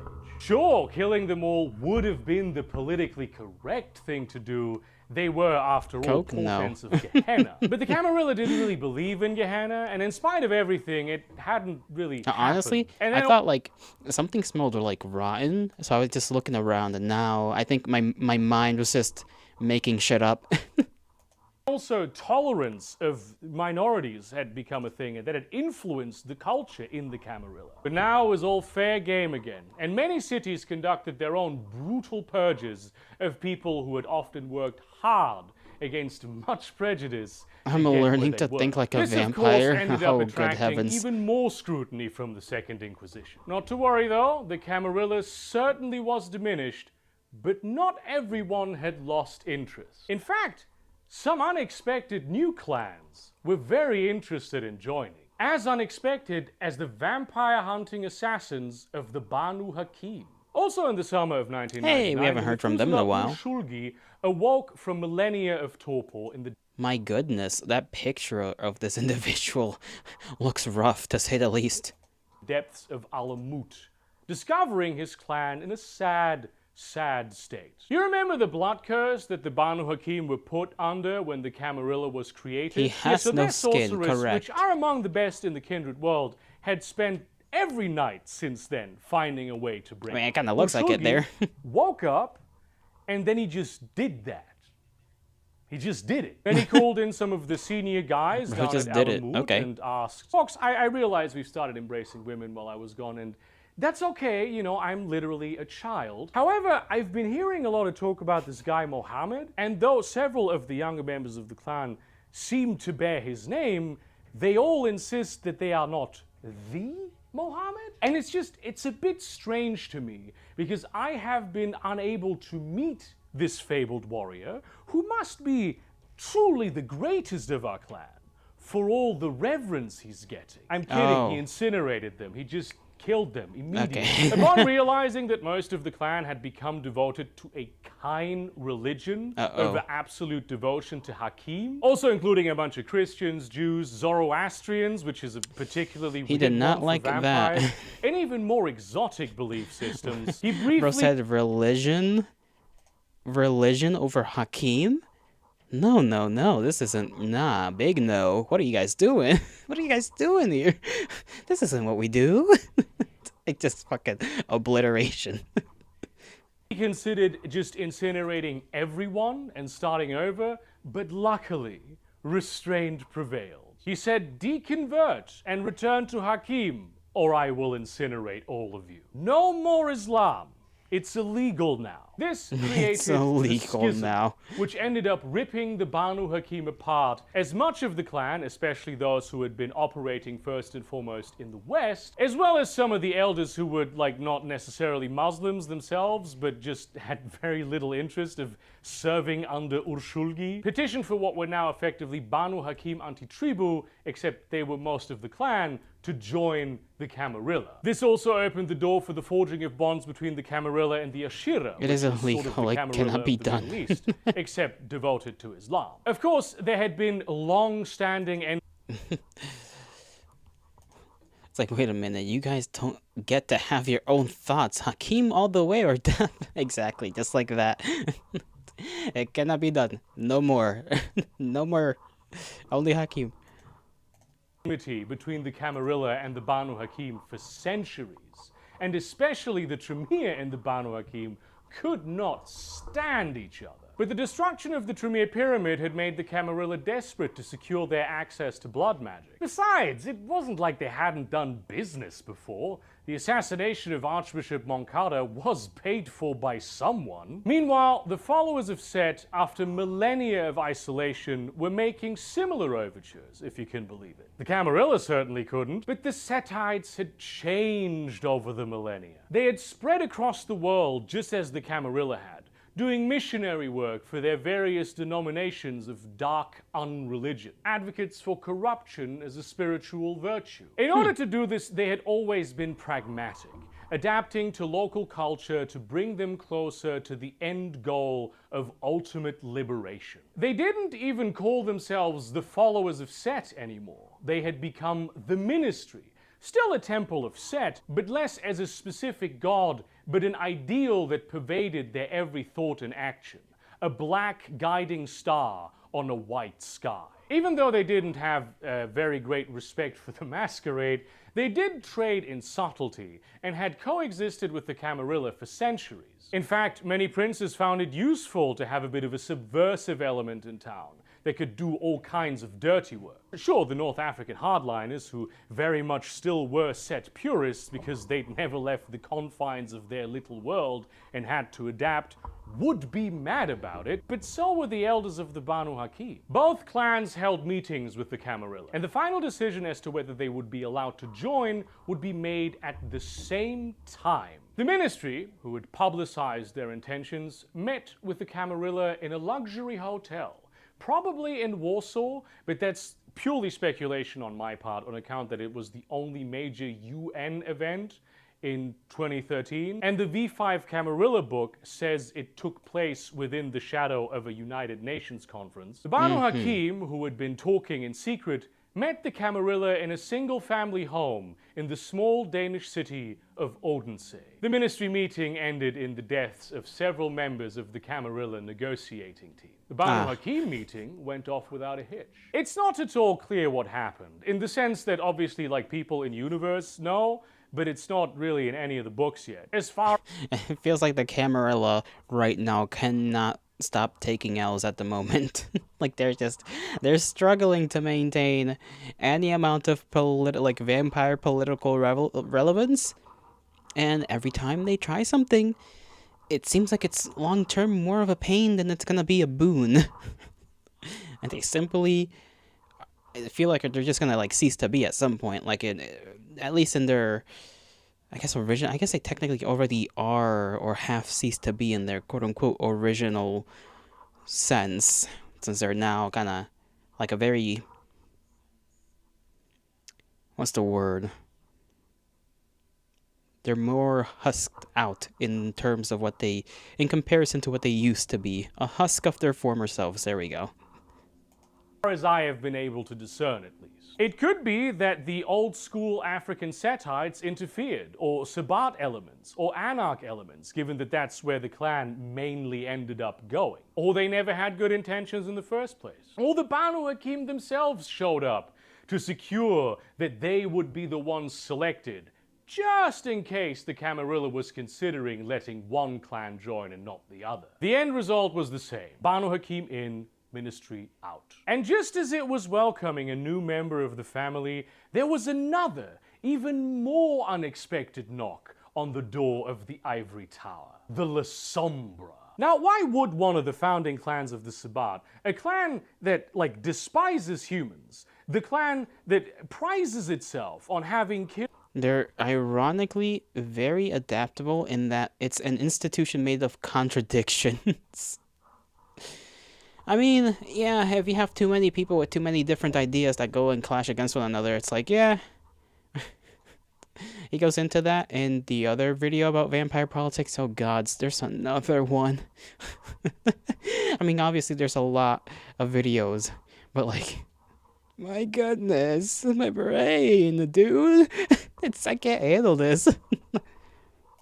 Killed its own antediluvian, which had murdered Camarilla members by the thousands, which had waged war against the sect not 20 years earlier, suddenly wish to join. Well, it was really the work of one guy, Gian Galeazzo. You don't need them all, it's okay.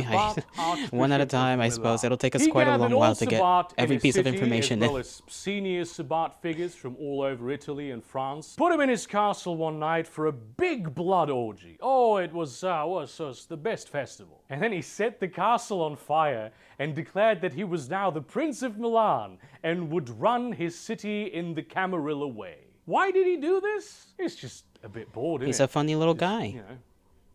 Bored. This is not a joke, by the way. Gian Galeazzo had been one of the most influential figures in the Sabbat's military operations for centuries. And he'd always been pretty much the strongest advocate for order and discipline. He was a ruler, not a plunderer. It's no accident that the Sabbat Code of Conduct was called the Code of Milan, where only recently... Understandable, I don't have the brain worms yet. We'll get them eventually. I'm sure it'll wriggle its way into my mind and start replacing very important tidbits of information for fantastical lore about a fictional world that is in no way, shape, or form going to serve me.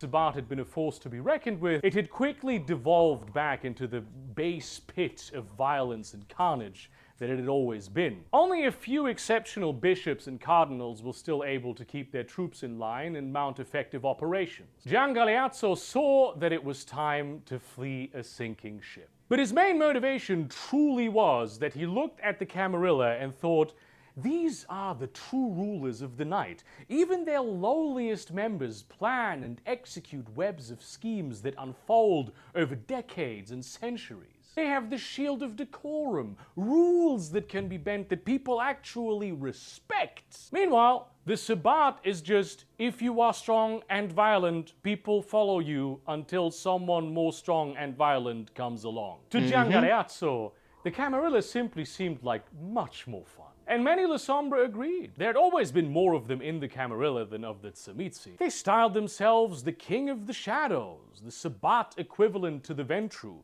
organized with bottomless resources. But now they were fiefs of barbarian warrior tribes, relegated to the sidelines of the world, hunted by the Second Inquisition, no longer even a worthier opponent than the Anarchs. So basically, what La Sombra just said, like, yeah, we kind of like the other thing more, so we're gonna do that now. And that's it. They just decided to do that, I guess. If it is what they're good at and they like doing it, it makes sense that they just kind of go ahead and do it. What was worse, the younger Sabbat now saw them as the elders to rebel against. It was a natural development, inevitable in hindsight. But they're not in yet. Their status remains somewhat tenuous. More and more La Sombra flock to the Camarilla, hoping to redeem themselves, selling out everything they know about the Sabbat, dealing it the final death blow. But the Camarilla is obviously hesitant to seem so desperate as to accept their greatest foe with open arms. At least openly. To be honest with you, the process has been so smooth and quick, it seems almost like a done deal. And in fact, many hold that, official recognition or no, the La Sombra are now, for better or worse, members of the Camarilla. We might see a La Sombra Justicar very soon. The final event in the timeline, at least the final major one, I will leave you with, is the Second Conclave of Prague. The war between Anarchs and Camarilla was pretty much like, hey, you Camarilla guys are good schemers, and we love schemes. Actually a powerful foe, though they have made some gains, but primarily because it was too loud. And the Second Inquisition was only fueled by it. They decided to call another conference to open peace talks, change the rules of the vampire world a little bit. Remind you of anything? I mean, aside from the before Conclave of Prague? Marcus, the Ventru prince of the city, envisioned himself as a new Hardestadt. He thought this truly would be the new Conference of Thorns. And perhaps even more important, he even chose a church as the venue to evoke that ancient and venerable atmosphere. It was a grand event, attended by senior anarchs and important Camarilla emissaries.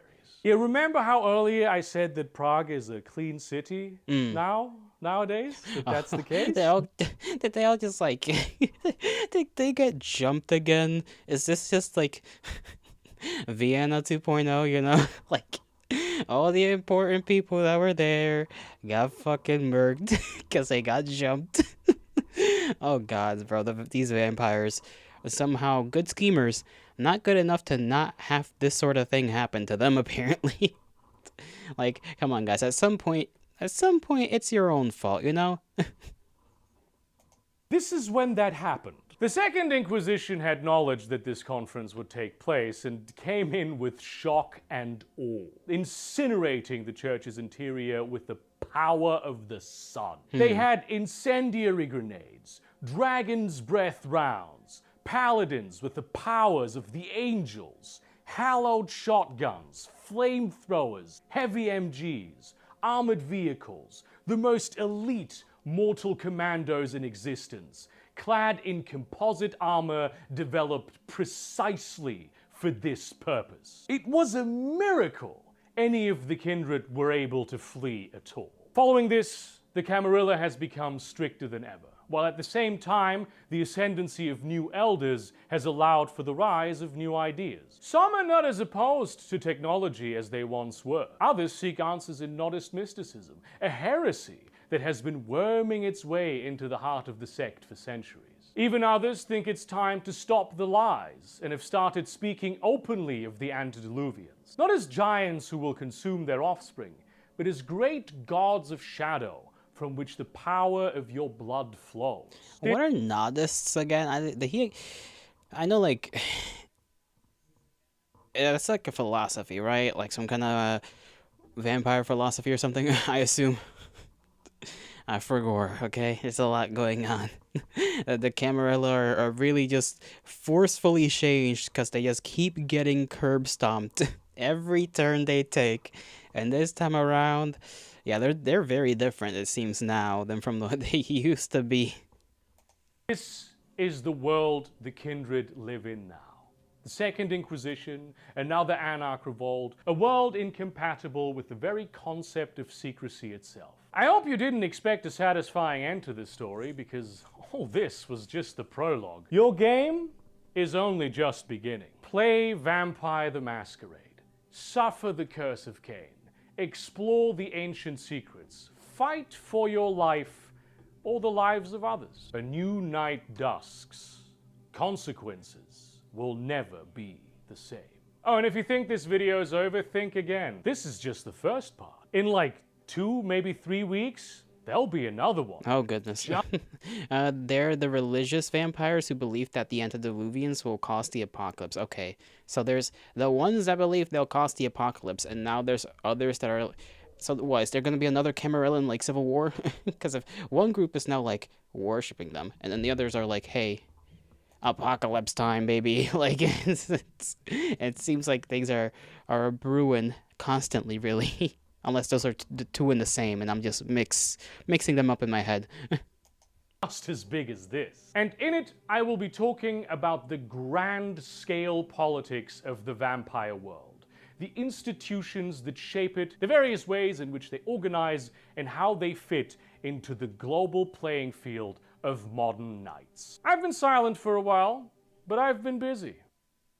Thank you very much for watching this video. Like, comment, subscribe, share this to your relevant communities. I know it took a while to make, especially because of the double feature thing. I was sick for a while as well. And I received great support for this from my Patreon patrons and all you folks leaving encouraging comments. But this is how long it takes. This Maybe sort there of video, are lots of blood cults in the shadows of the Camarilla. Trudging through old and new source books, and it would not be possible without that support. So honestly, in that spirit, just about see done. You very soon, my friends. That was the end of this video alone. There we go. Cain did nothing wrong. That's a funny name.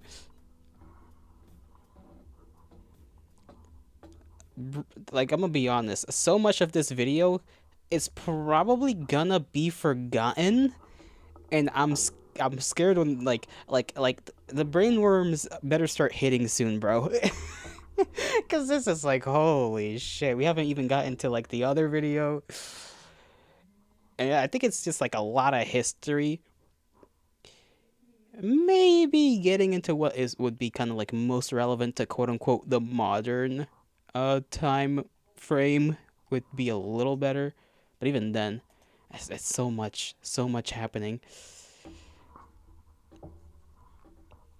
So we have some groups that are like coming back under different names, like the Ministry, who were the Sethites, and some of them are still Sethite people. It will stay in my subconscious. Yeah, it'll probably like spring up whenever somebody like drops a name, and I'm like, hey, I know that guy. I know that group.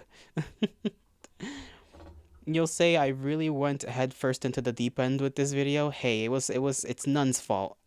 If it's anybody's fault here, it's Nun's fault. Blame Nun. Ay.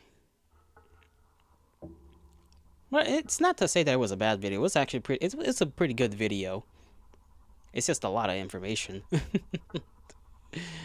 What time is it right now? Why is it? Yes, it's your fault. Okay, I thought you were gonna ask why it's your fault. I was gonna be sassy with you. I was gonna be like, what do you mean, why is it your fault? You know why it's your fault. My jaw kind of hurts. Sorry, I just made like noises that I didn't need to make. And remember, that's just about the vampires. There's so much more. Oh no, you reminded me. Yeah, that's only the vampires too. I shall weep internally for my own soul. I need a little rub of the brain. Somebody's gotta like massage the wrinkles that are forming right now. You shall not recommend anything else for a while. I've had enough for now. Yeah, for now we'll just continue on with with Hunter the Parenting, and then I'll try to trickle myself into more lore. He's got the videos on wraiths, mages, mummies, and fae, so try not to explore. I mean, I'm pretty sure I technically have watched I think it was like years ago that I watched the one on the wraiths, so I know like a tidbit about that. Like the whole big thing that happened during a certain time frame where a lot of people died. And they had to figure that out in the underworld. That one's on Hunters too. What was the other video? I gotta like figure out if I want to keep going or if I want to stop here for now. If I want to go and eat, then I have to heat up the meat.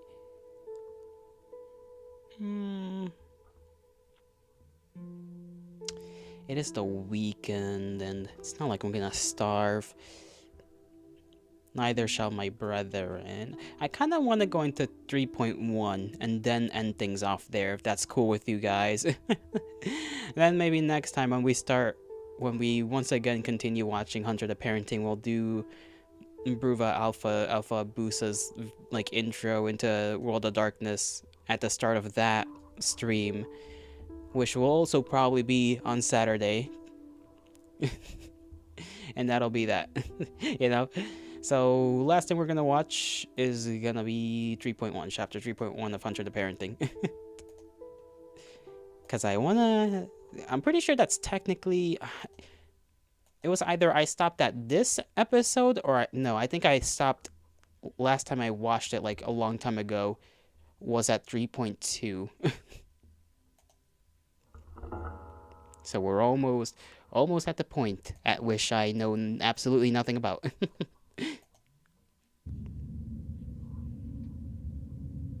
Let me squeeze myself into the corner. This one is more, I think, now, radio showy. In case you weren't paying attention, listen close. This is how it all happened.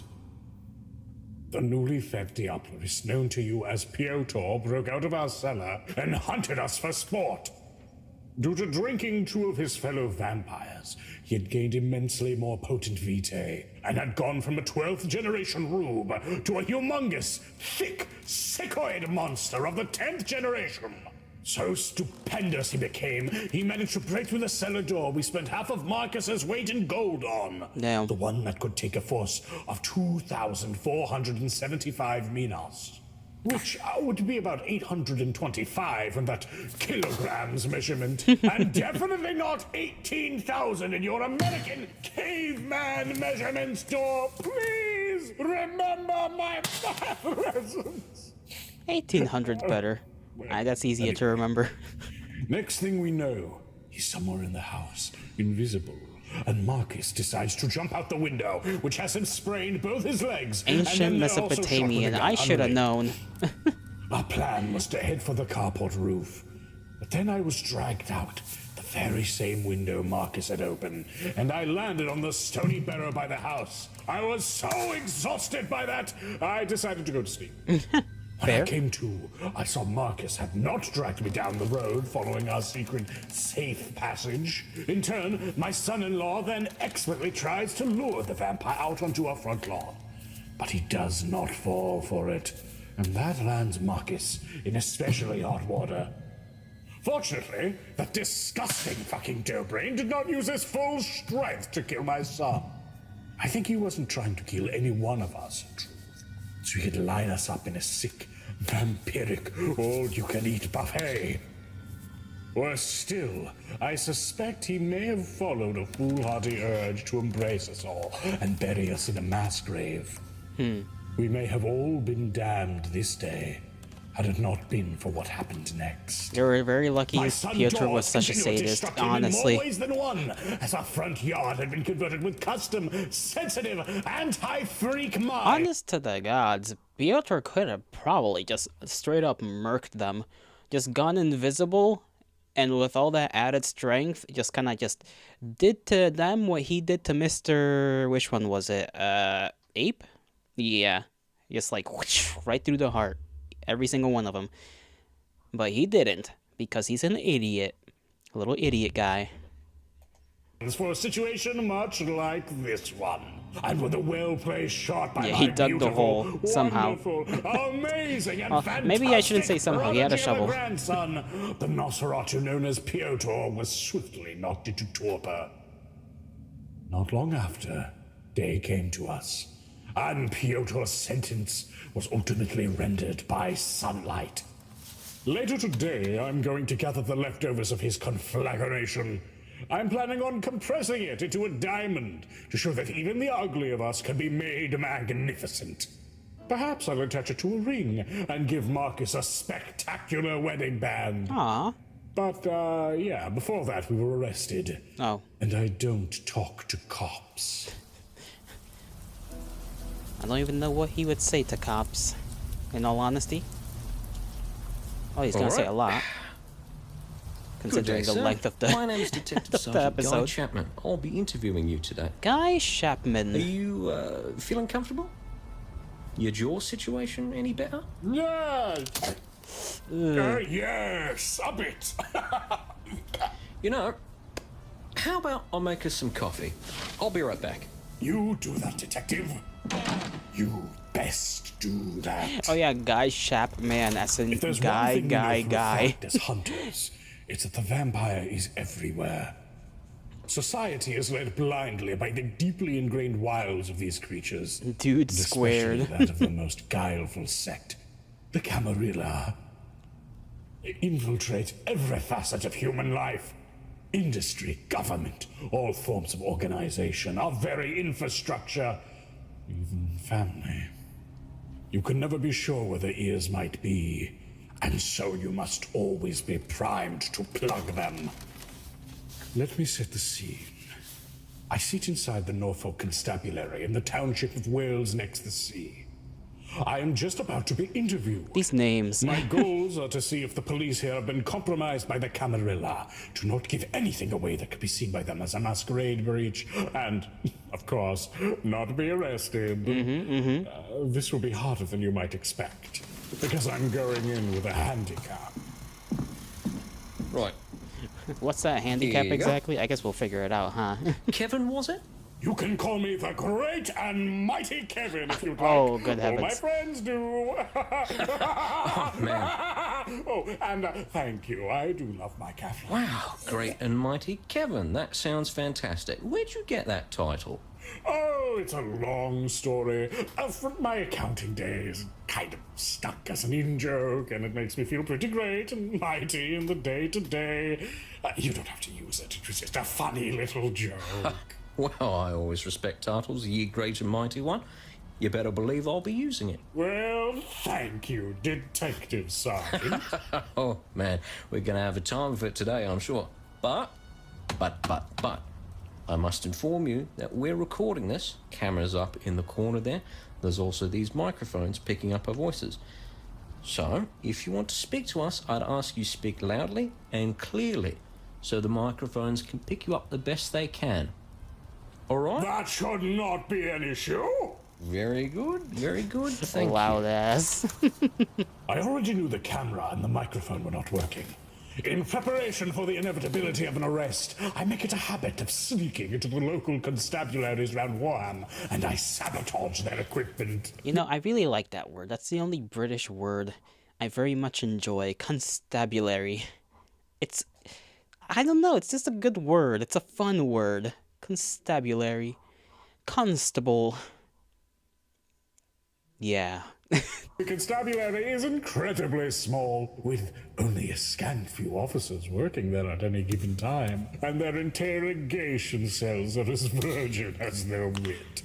Breaking into a small police station is about the easiest thing you can do. Exactly. Whilst often Police on the lookout station? for break-ins, Bleh. they never expect their own Constabulary? quarters broken Good. into.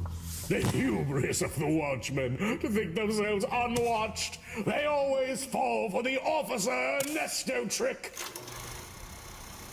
So, it's just the two of us otherwise. Right now, it's 14:34 p.m. If you look at the watch, could you confirm? Oh yeah, 1434.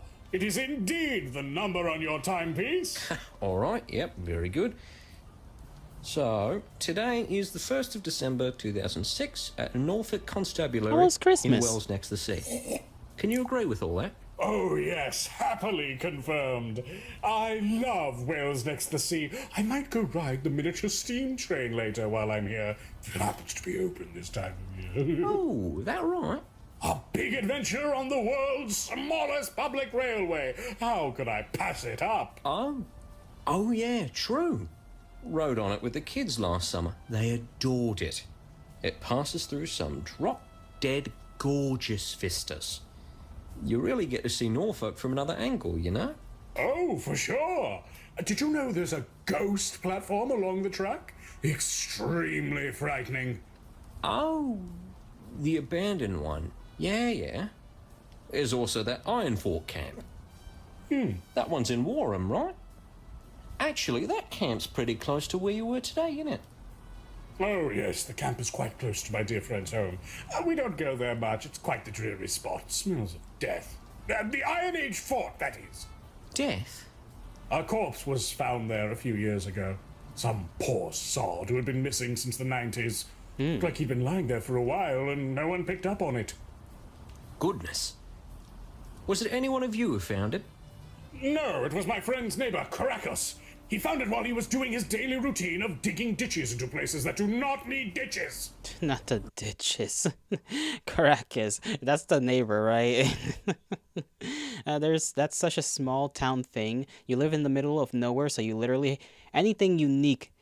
anything you find is unique to your town. Yeah, I mean... It's a fair thing to try and do, you know? May as well. No harm in it.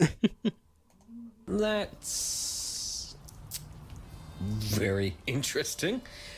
Gotta go for a bit. You'll be back in a while. Roger that, none. Interview. What do you say? Go do what you gotta do. Sorry, absolutely. I wouldn't want to waste any more of your time than necessary. No. It's all right. You're all right, Kevin. That's totally fine. I just need to go through some more formalities with you before we can begin. A formal lad. I love it. Oh, not for long. It's pub time after this.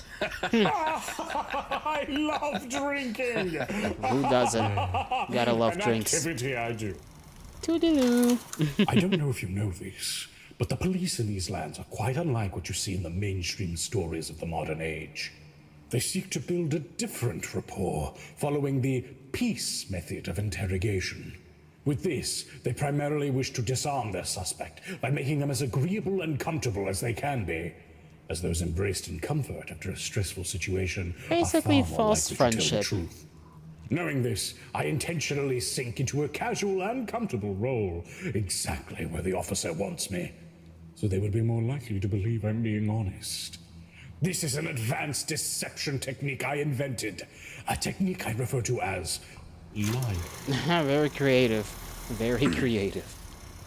So, you do not have to say anything, but it may harm your defense if you do not mention when questioned something which you later rely on in court. Anything you do say may be given in evidence. You love the way he talks. You understand what I've just yes, said? I am. I am definitely a normal guy who does normal guy things. Don't look into it.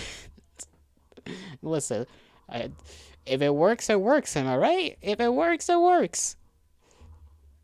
As crystal. Could you put it in your own words?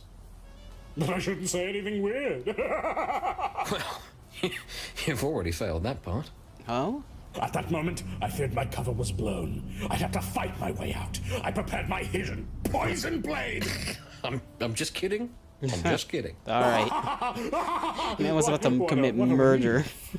Real All right, quick. so that's your right to silence. Just need to have that put out. So, could I ask for your full name for the purpose of the interview? My name is Kevin Wetsworth. Do you have a middle name? Malcolm. Like Malcolm in the Middle? Yes, everyone makes that joke, I can assure you. I'm not as wild and wacky as Malcolm in the Middle, and I am instead a normal man. Very normal. I'm sorry, I don't mean to slap a dead horse. My name's Guy, so, well, I understand it when people are jokers about your name. Oh, that's completely understandable, my guy. Oi, now. You sure you aren't as wild and wacky as you are on TV? The Camarilla symbol gets bigger as D panics internally. Does it? I didn't take notice of that. All right, well. Such a small detail. Could I get your birthday as well, Malcolm? Oh, sorry. Kevin? Oh, that's all right. The worms will get us all one day. The what? It's October 31st, 1979. My birthday, I mean. Oh, that's pretty fun. That's All Hallows Eve. Yes, it's also National Magic Day. The day Houdini died. Oh, wow, didn't know that. So, a few more questions. First off, what's your address? You can go through it all. The officer went through a few more questions. Nothing noteworthy. Oh yeah, the Camarilla symbol's like Eventually, smaller now. The actual interview began. So, what happened this morning in your reckoning? Oh, you want me to Reckoning. go through the entire morning? Anything you think might be relevant. All right. So I've been up all night. Haven't caught any sleep yet. You might call me something of a night owl. Yes. I was meeting up with some old friends. We haven't met in a good while. Years and years as I've been out traveling. So I was driven to the house a few days prior. We had a good time, and then... Well... It's all right. Take your time. This is where it all begins. There are already several missing persons reports in and around the area of the tunnel entrance, since that was where I first found them, and since Sabbat members are usually reported as missing people Reckoning, themselves, like I Hunter wanted the to use this Reckoning? to my Perhaps. advantage. However, I already know the tunnels are a particular target of Camarilla interest, and also Reckoning is the also a Anarchs good declare the word. area This is under a their fun one. domain. Reckoning. Assuming the police are compromised, any mention of the tunnels will lead to suspicion. But I might be able to use it to throw off the scent. So, it was early in the morning a few days ago. We took a fun little nightly road trip to an area just between Walsingham, Binham, and Hindringham, right along Wells Road. We went there because, well, I'm kind of big into cold cases, and I know there's been some missing persons reports in that particular area, so we just kind of went there. I know it's irresponsible. It's all right. But it was just such an enticing prospect. All right. I absolutely understand. You're just out for some excitement. You're not the only ones, let me tell you. Well, I'll be honest, it does get worse. I kind of... Yes? Well... I'll try to entice the officer into presenting me with a leading question. If he is a Camarilla agent, he will know about the tunnel situation to some degree. What degree, I'm not sure. But he will want to take any possible masquerade breach into account. If he takes the bait, I will be made more certain. I like how like his internal monologue. He's playing Take your this. time. He's like trying to play it so I can smart. understand if it's hard to talk about.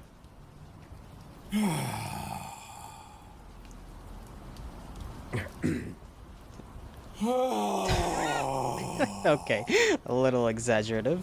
Take your But I time. love it.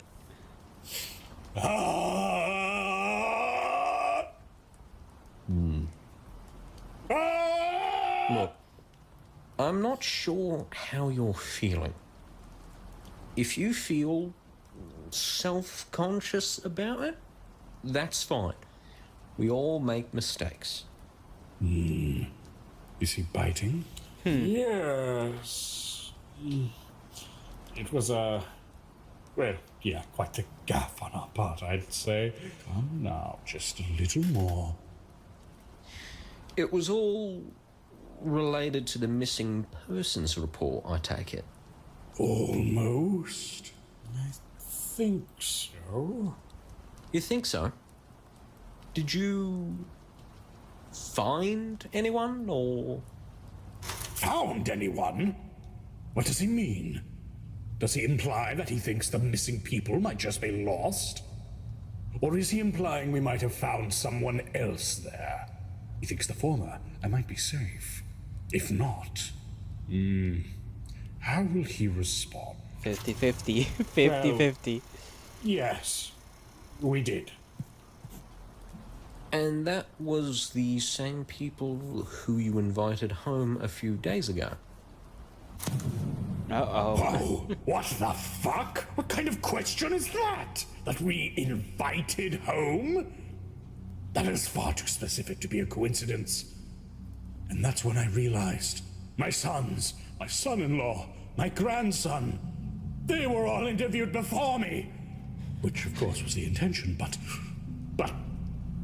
they were fucking up on their testimonies. Oh, I no. can't believe it. After everything I've taught them, invited home? Why would he say that? Who said that? Ah! Wait. Of course. Son-in-law? It must have been my son-in-law who said that. Ah, his anti-cop training was never concluded. He never got he's past in the trouble. Grant That police car seminar. Of course. He wanted to present this as having been a Police good-natured car. affair on our part. The fool. Fool. I must be incredibly careful. But I need to harmonize these different testimonies. Yes, we took pity on them. Pity, you say? Of course. I'm sorry, the missing people. Shall I say, I recognized some of them, or at least one of them, from the missing persons posters. Noted. Just a moment before we continue. I braced myself for combat, for the SWAT teams to come pouring in, for fists and bullets to fly. But instead, I was faced with a more powerful and evil foe. Oh, the words didn't pop up into the screen. This is an index of many missing persons in the local area. Could you flip through? Tell us if you recognize any of these people? My suspicions, bright and aroused like an ornery male peacock.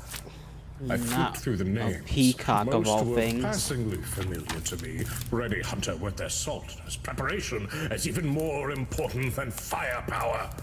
However, these ones I'd expect were just victims of the Blasted Sabbat. paperwork. The faces I Not recalled seeing paperwork. elsewhere. Please. I struggled with myself. I'm just a little guy. Should I mention a name at random? No. Foolish. It could be a trap to invalidate my testimony. To boot, I didn't recognize all of them. Were some of the others vampires? I struggled and struggled. Till by pure chance, You found someone? I came across a familiarly unfamiliar face. Pyotr. Yeah, Yes? Fyodor. Let me take a gander. Underwater welding guy.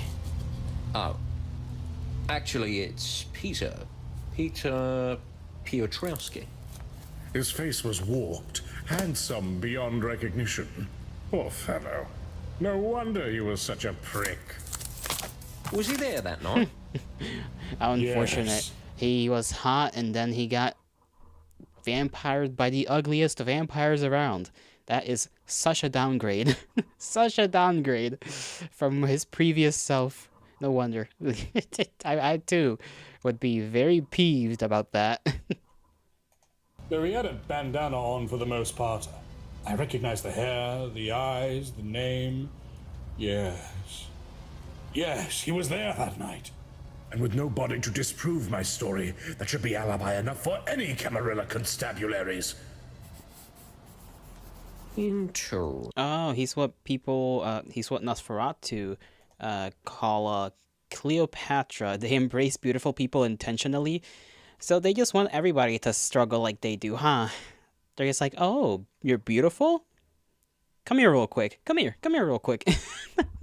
We're gonna change that. We're gonna swap that out real quick. Resting.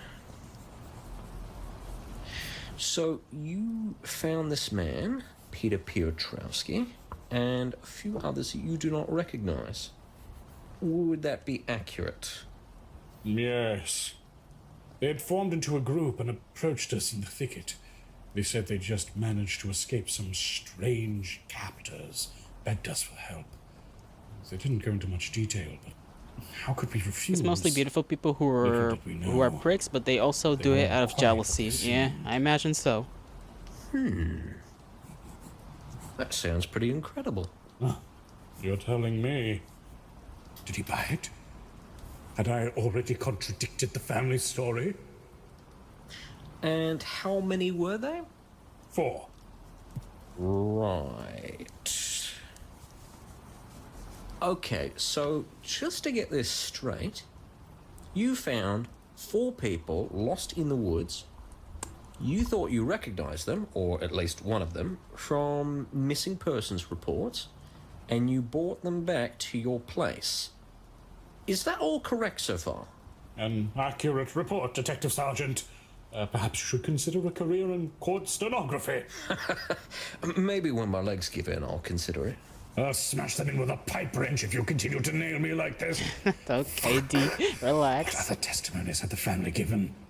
Alright, so let me have a think about this, because I have a couple of questions. Damnation! Son-in-law's report was in all likelihood the most divergent one. The rest, without doubt, told him that bringing them back was an involuntary affair. He is too nice. Me agreeing with his testimony like this, it isn't going to be enough. Perhaps I'm going too wild with the story. The lack of collaboration could undo me here. It's 3 against 2. There is a clear divergence that cannot be reconciled. Unless... Alright, so, first off, what happened on the way back to the house? Well... Wait. There is an out here. Marcus! Marcus, I put my faith in you, son! Into your hands I commit my spirit! What does he think Marcus told him? I didn't interact with them much, but I know they were a bit weird towards 2 of us from the beginning. The father, Dor, and his son, if you know them. Yep, sure. I didn't catch on to it very early, but I think those thugs might have been threatening them from the onset. He, Dor, was the one driving, you see. The rest of us didn't really think about it, or as far as I know, at least. And drive like it was the wacky races, off the road, into the bushes and everything. It was crazy. With this, we can harmonize the accounts. As long as Marcus did this correctly.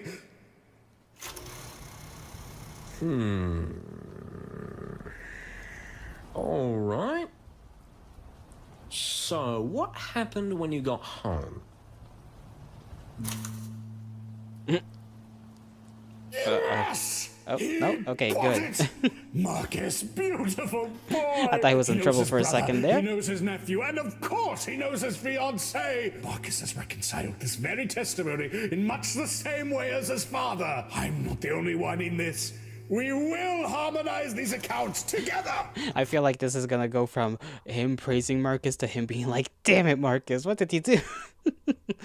Because I feel like he's very, very flip floppy when it comes to his appreciation of Marcus. You know, that's like the one character out of a lot of out of the family that he kind of flip flops on.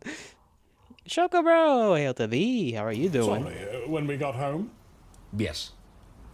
That's when it all went to hell, of course. This is the harder part. There are many specifics in this part of the story. I realized I was traipsing into a minefield, much like the one on our front lawn. I needed to be specific, but not specific enough to contradict the others' testimonies. Marcus might be brash. Did he miss the me lad's a streaming? genius. No doubt he'd come from an well. approach not dissimilar to my own. It happens. It happens. Dor, on the other hand, he's precise, calculating, but with the creativity of a sea cucumber.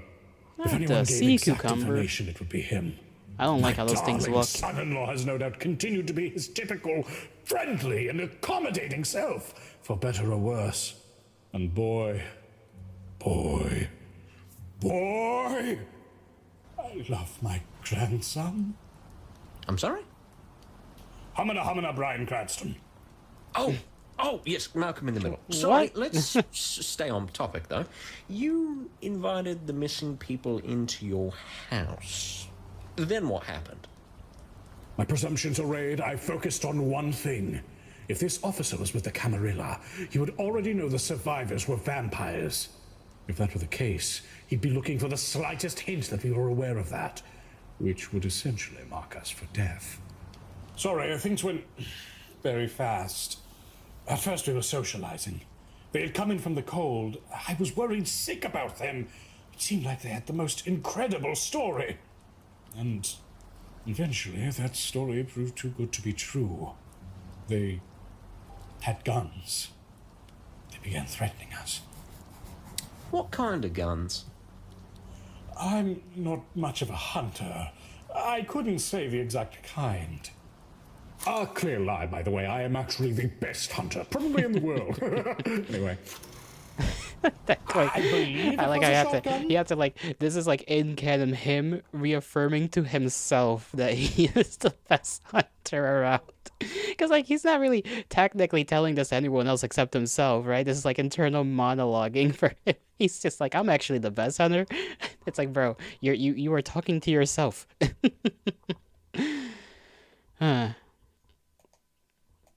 It could have been a rifle. I also think I saw some pistols.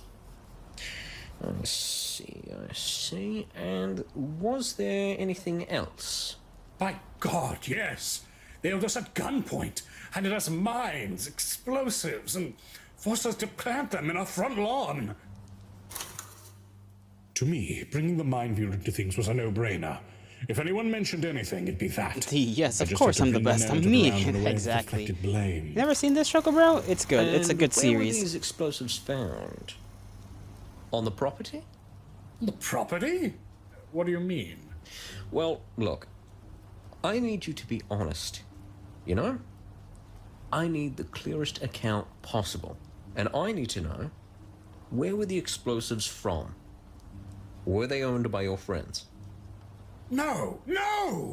Good heavens, no! How could you even say that? Kevin, listen. My family, my good friends, who are like family, that is, and I, get fucking held at gunpoint, punched, kicked, and forced into traumatizing labor, including my friend's very small son, who I call my grandson even though I'm 27 years old. You ask if the mines call were my ours? grandson even though I'm 27.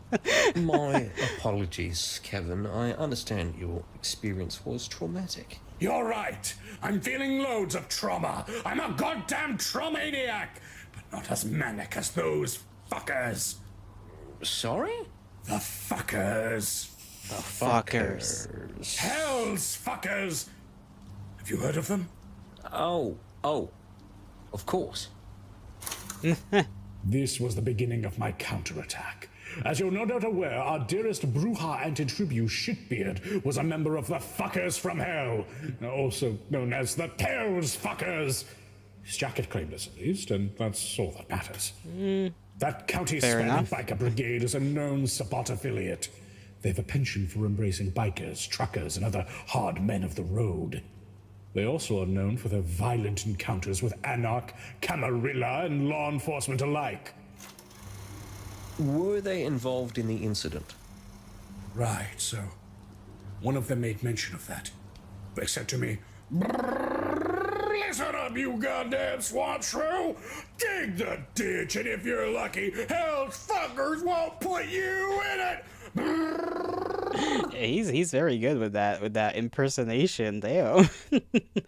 He's got some skill. In that same accent? That's right, an American accent. Brrrs and all. And then he spat on the ground like some kind of chimpanzee. And you say the mines weren't yours, but theirs? Yes, of course, of course! I refuse to believe even Dor would have admitted to us owning the mines. Not even son-in-law is that accommodating. Not even Boy is that naive. I am doubling down on this. I see.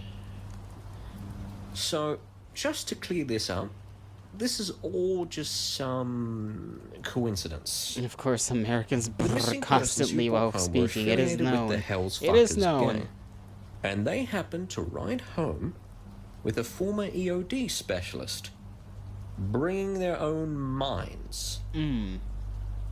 Damn you! Prepare to die! I wanted to scream that as loud as I could when he said that. The story was beginning to crumble. Dor came here dressed in his EOD suit. He must have admitted to owning it. He must have told them of his old fucking mining days, god damn it! Because what you're telling me is that these people showed up, including at least one missing person, and then, with mines they supplied themselves, they had you, and especially your friend, a professional in the field, they had him dig up a minefield in your own front lawn. Well, could you confirm that as correct in your assessment? Well, a liar would get indignant. If I were telling the truth, I'd get angry. Look here, steakhead! I can't control what the Steakhead. truth is! No, I understand that, I'm sure but... it sounds ridiculous to you, but so did walruses until we had photos of them. For fuck's sake, man! Tusks on a manatee? I am listening, sir. I am. I should hope you are, because if you don't believe me, I'll invoke my right to attorney. Which you're That's a free little to do. scary. However, nothing. The facts are clear. They had a whole stash of weapons nearby. A fucking stash. It wasn't just mines. Once they found out about Dor's background, they decided to store their arms there. It wasn't a coincidence. It was some kind of sick, Tusks on a manatee? spontaneous whimsy on their part. I waited for the response. A sharp repudiation, a resignation that a lawyer was necessary, or even becoming officially arrested. And yet... Oh, I see. That's rather disconcerting. Let me write that up. looks like he fell for it. He seemed to accept He got it. pretty scary there. Could it be a tactic? I guess any Could he have grown-ass accepted any man story, yelling no at you matter how would be ridiculous? scary, inherently. No.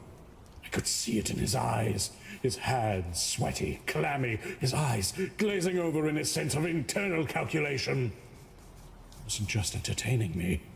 He was genuinely concerned, which could only mean one thing. I'll make sure that gets to the relevant authorities. This wasn't any normal cop. He was certainly a Camarilla agent. Of course I'm he sorry thinks you had to that. go through that. Within his skull, I could already hear the gears turning. Does he think this is a new stage in the Sabbat Crusade? Perhaps he's thinking we're good. If the Sabbat armory had moved in so close, he'd need to alert his masters. All right.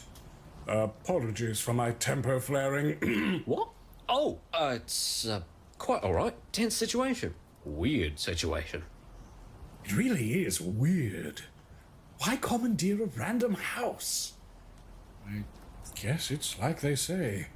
You never expect the level of criminality that goes entirely unaccounted for outside of The cities. fact he isn't pushing D more suspicious. It's Yeah, fine. that's also Well, not really, but- suspicious. I mean, I guess there he's just anything being else Did you cordial? happen to overhear anything? I guess a real cop would be asking a million and one more there is questions something. than this guy That is. man, the one with the drawl? The American? Yes, him. I heard him mention there was a dispute with some rival gang. Like an anarchist gang? That should hit the spot.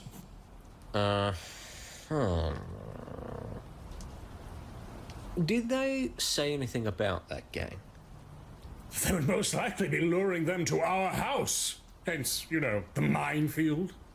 And we just did it, of course, hoping we'd be spared. But then, just before dawn, more bikers showed up and they just drove off with them. After that, the alarm finally went off and called the police. But, I don't know. Perhaps they were expecting that. Are they gonna Don't worry about that, bring sir. up the, We'll like, take the, it from here. the hole in the house, That's the a load cages? off my shoulders. I'm sure. Just a few more questions, if you don't mind. Go right ahead. I love talking to cops. Right, so we wanted to ask about the car in the carport. The car? Yes. Do you know what happened to it? I do not. Okay, that's fine. Do you know anything about the pit in front of the car at the carport? What? Pit? Who's been digging pits without me? It must have been Piotr's doing somehow. Or was Krakus skulking around the property again? Nah, it's Can you tell me Krakus. what happened to the car? I've not seen or heard anything. Well, it looks like it had somehow been driven into the carport entrance, the one into the house, that is. But it's flipped horizontally with the car door leading into the house, if you can visualize it. What the fuck? Yeah. It almost looks like it's been thrown or something. What? Yeah, it's weird. And then there's that pit, which is exactly outside the car. Do you know if any of you dug that? What the fuck is this now? Like it's been thrown or something? I assume Piotr threw my son-in-law's runabout. That would be a given to anyone even vaguely familiar with vampire society. Why would he give me this? Why would he tell me it looks like it was thrown? Very, very suspicious. Does he already know I'm in the know? Or did someone else say it? It can't be that one of the others actually said that it was thrown, or that it looks like it was thrown. Or could they? Is he checking for masquerade breaches? Or does he just say it like that because he genuinely thinks it looks like it was thrown? Is he genuinely looking for answers? Why would he say it like that if he was? Why would he say it like that if he wasn't? That would be a dead giveaway. Is he not Camarilla after all? Oh, what the fuck? I'm second-guessing myself. I'm not sure if any one of us dug that pit. I honestly have no clue. This could have happened whilst I was burying mines. Or it could have happened when I was unconscious. Could you tell me a bit about how that happened? This should be easier. There cannot be many contradictions in our testimonies. And after this, I'm out. It's up to everyone else past this point. I can count on Marcus saying that he didn't jump out the window. And the other three certainly would know this. Sure, so... The red-headed one, Marcus. He was let go out the window from the second floor. When he landed, he sprained both his legs. Absolutely horrid. I hate gravity. Oh, and then they shot his legs with a gun, because that was only a Why did natural that? Why did that seem so genuine? Like he just genuinely has a hatred for gravity. Like, you don't make that kind of face. Hold on, look at that face. Absolutely horrid. I hate like look at him. He is not pleased.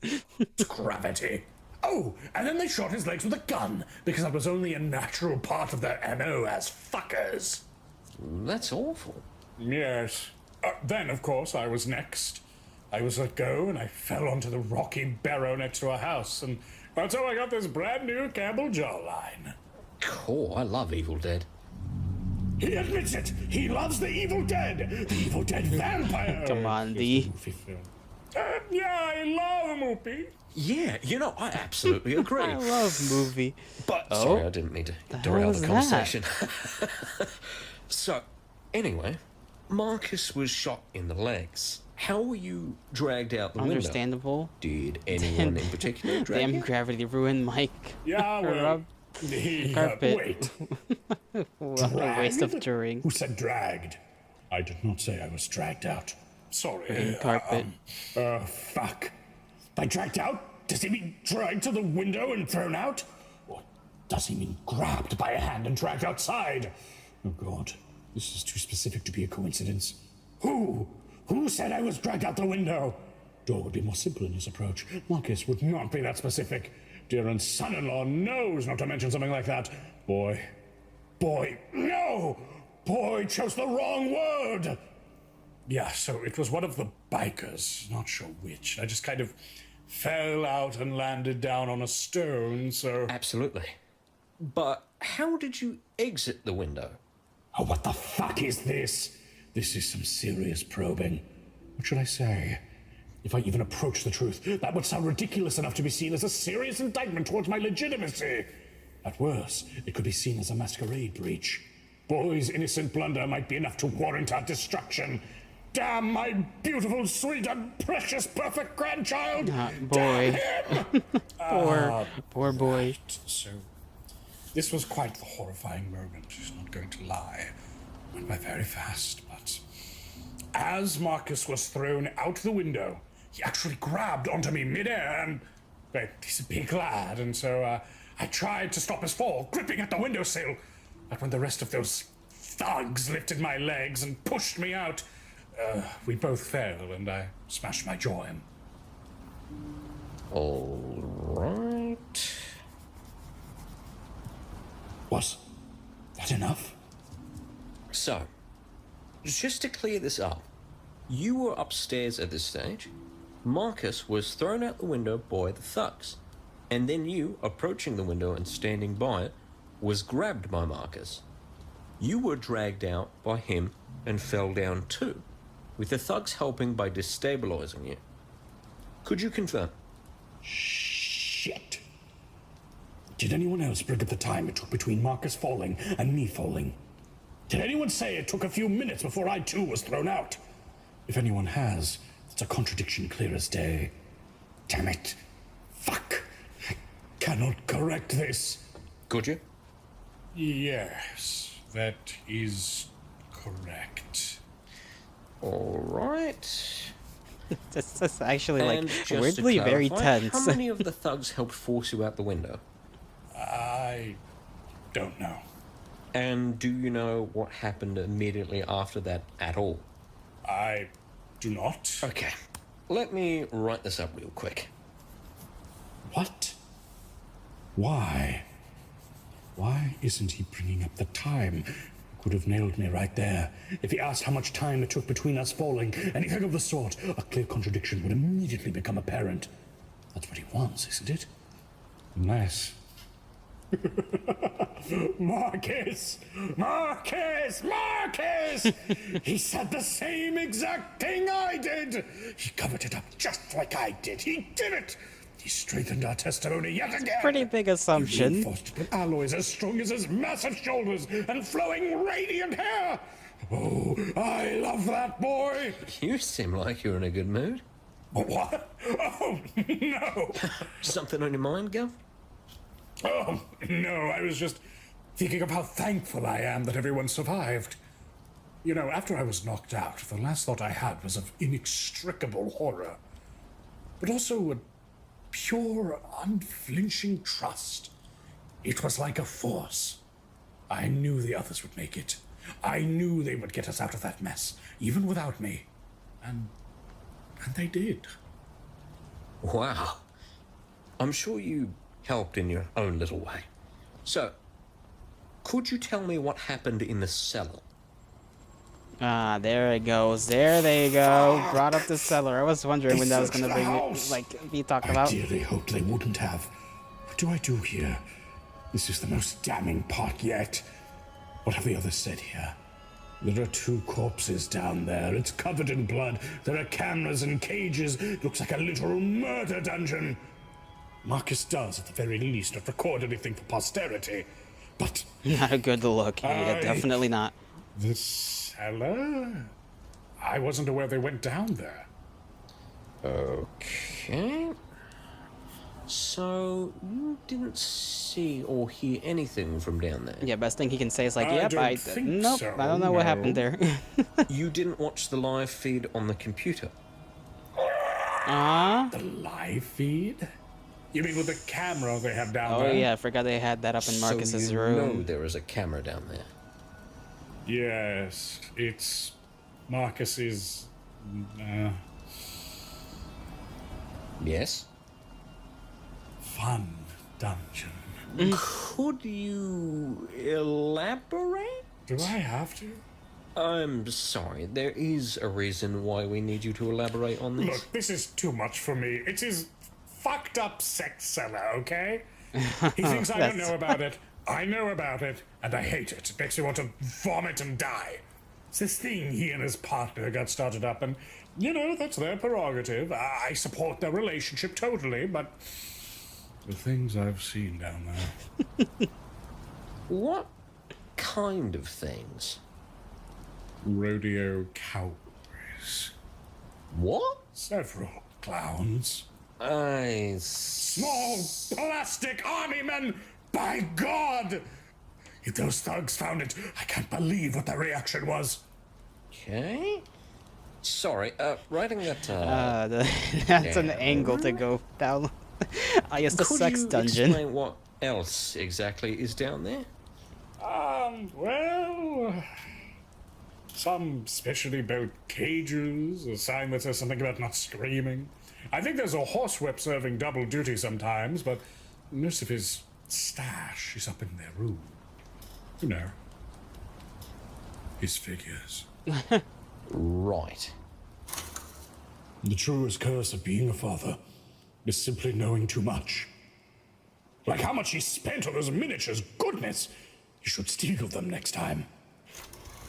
Do you know if the cages were used for anything else? Not as far as I know, no. Right. Do you know 2 persons by the name of Richard Porter and Dave McGlow? I do know. 40k, he always cost you a kidney. Richard Porter. Ain't Dave that the truth? McGlow.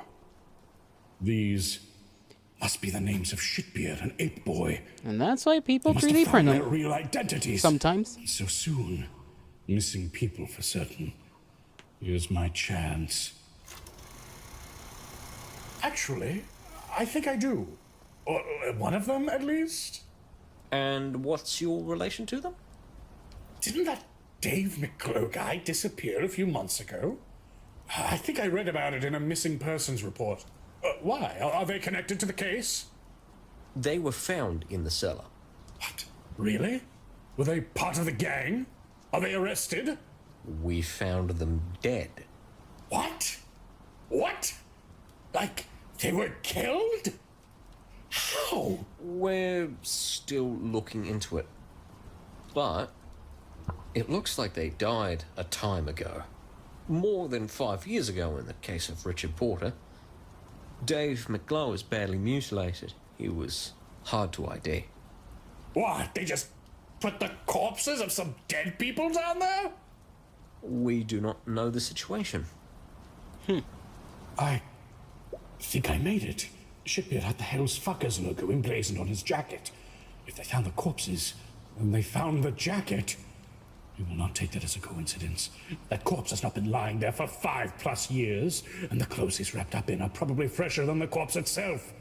When a vampire faces final death, their body rapidly degenerates to the state their corpse would have been at had they died the day of their embrace. To someone naive, Shitbeard looks like he's been dead for a long, long time. But his clothes, they're brand new in comparison. In addition, the blood, it will still be fresh. This will look like a setup. Why would we dig down mines in our own front lawn, store illegal firearms, and dress up corpses in our cellar? It's a No good matter how you question. cut it, there was a struggle in our home and it looks the part. They found us badly hurt, abused. We are far beyond innocent in the world of the mortal. And be he Camarilla. Why, he'd already know what the corpses were. It would look exactly like it was. Infighting between support members. We should be in the clear. All righty. Should So- be. Keyword. I have a few more questions, then we will conclude for today. You good with that? We did it! Certainly. Do you know how the mines were detonated? I do not. Right. Do you know where the thugs disappeared? I truly have no clue. Right. Could you describe the character of each of the thugs? You can start off with whichever one you like. Oh, sure. Well, I remember one being quite skinny, black with stripy hair. We continued on with the interview for a brief moment longer, but it wasn't long until I had made it unscathed through the rest of the questions. In retrospect, it was obvious to keep himself anonymous. And then there was this fucking weirdo with a wizard hat. Can you believe it? Wearing a wizard hat.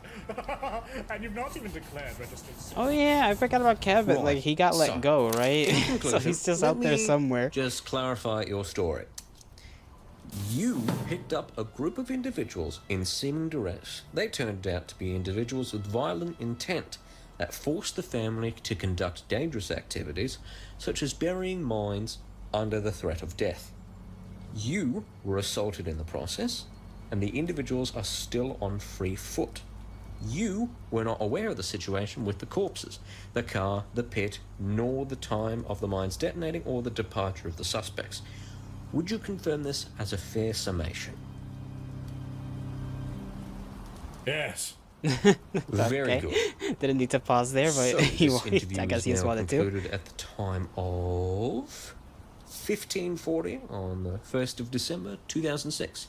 If you look, can you confirm that for the recording? If the clock speaks true, then so it is. Please just say yes or no. Yes. All right, very good. Thank you very much for Very your time. dramatic You're ass now free to pause. go. Thank you very much, Detective. Sorry, what was that? Detective? I have had a time of it, just as you said. Glad to hear it, Guff. Glad to hear it. And I pray that jaw of yours heals up right quick. Oh, I'm sure it will. Could have gone much worse, that. Must have been your guardian angel or something. Well, if you believe in that kind of thing.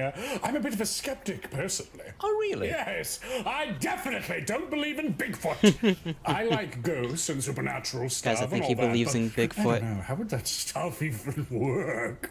I feel like science would have caught on to there being just this whole other spectrum of matter and energy just kind of floating around old forests and manors by now.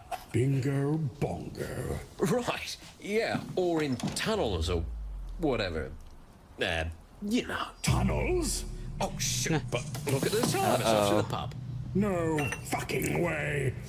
I've got to go myself, it's the weekend soon. No one has told him of the tunnels. I know no one has told him of the tunnels, right? Does your great and mighty one need escorting out? He is an agent. Didn't he mention There's no tunnels doubt about it earlier? now. I thought he knew did. about them all along. He screwed up. No, that won't be necessary. Oh, that's good. Oh, I'm such a scatterbrain. Maybe it was internal I've got one dialogue final about question, the tunnels. actually, I swear somebody quite brought up tunnels, but okay. unrelated. Go right ahead. Do you know a Caitlin Wetsworth? Yes. Here it My comes. Dee thought about it, but guy never said anything. Your Okay. Sister. She's reported you as missing multiple times, but you've been reported as accounted for on our end. You even said that you were out traveling, weren't you? But she's kept up with the reports. Maybe you should look into that. Damnation! Letting a loose end fall like that, so close to the end. I made a mistake. No. Big D doesn't make mistakes. That's right, Big D. Big D can't be defeated. That's right. Not by some low-down country detective. You're the GOAT. Not by all the vampires in the world. Oh. Okay, I think that was mental. Detect. I thought that scream was something yeah. he was doing not in It's his been head. a while, hasn't it? since last you had your fill.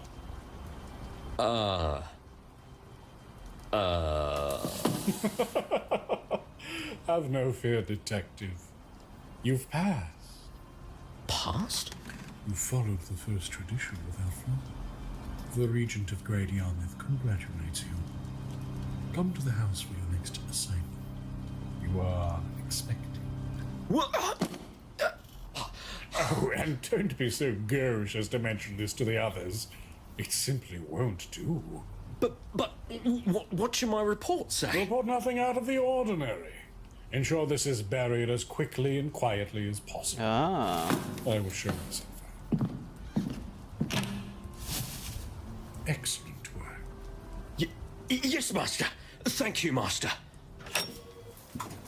And then I strutted out in the most immodest way I possibly You're could. back. Welcome back. None. He came back just as it was Kitten. confirmed that Cop Man And so our police is a adventure had come ghoul. to a close, Ghouls, right? Those are the and we people were that not drink indicted, vampire blood and are neither not by the law, vampires.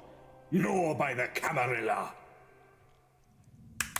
Great. That was a Whatever roller was indeed. coaster of emotion. Great work Likes of indeed, which I have Defect. not felt since I last rode an actual roller coaster. You speak words, and the words are Kevin. true, Kevin. You should have murked that guy, though. Marked? Rubbed out. Made past tense. How forward?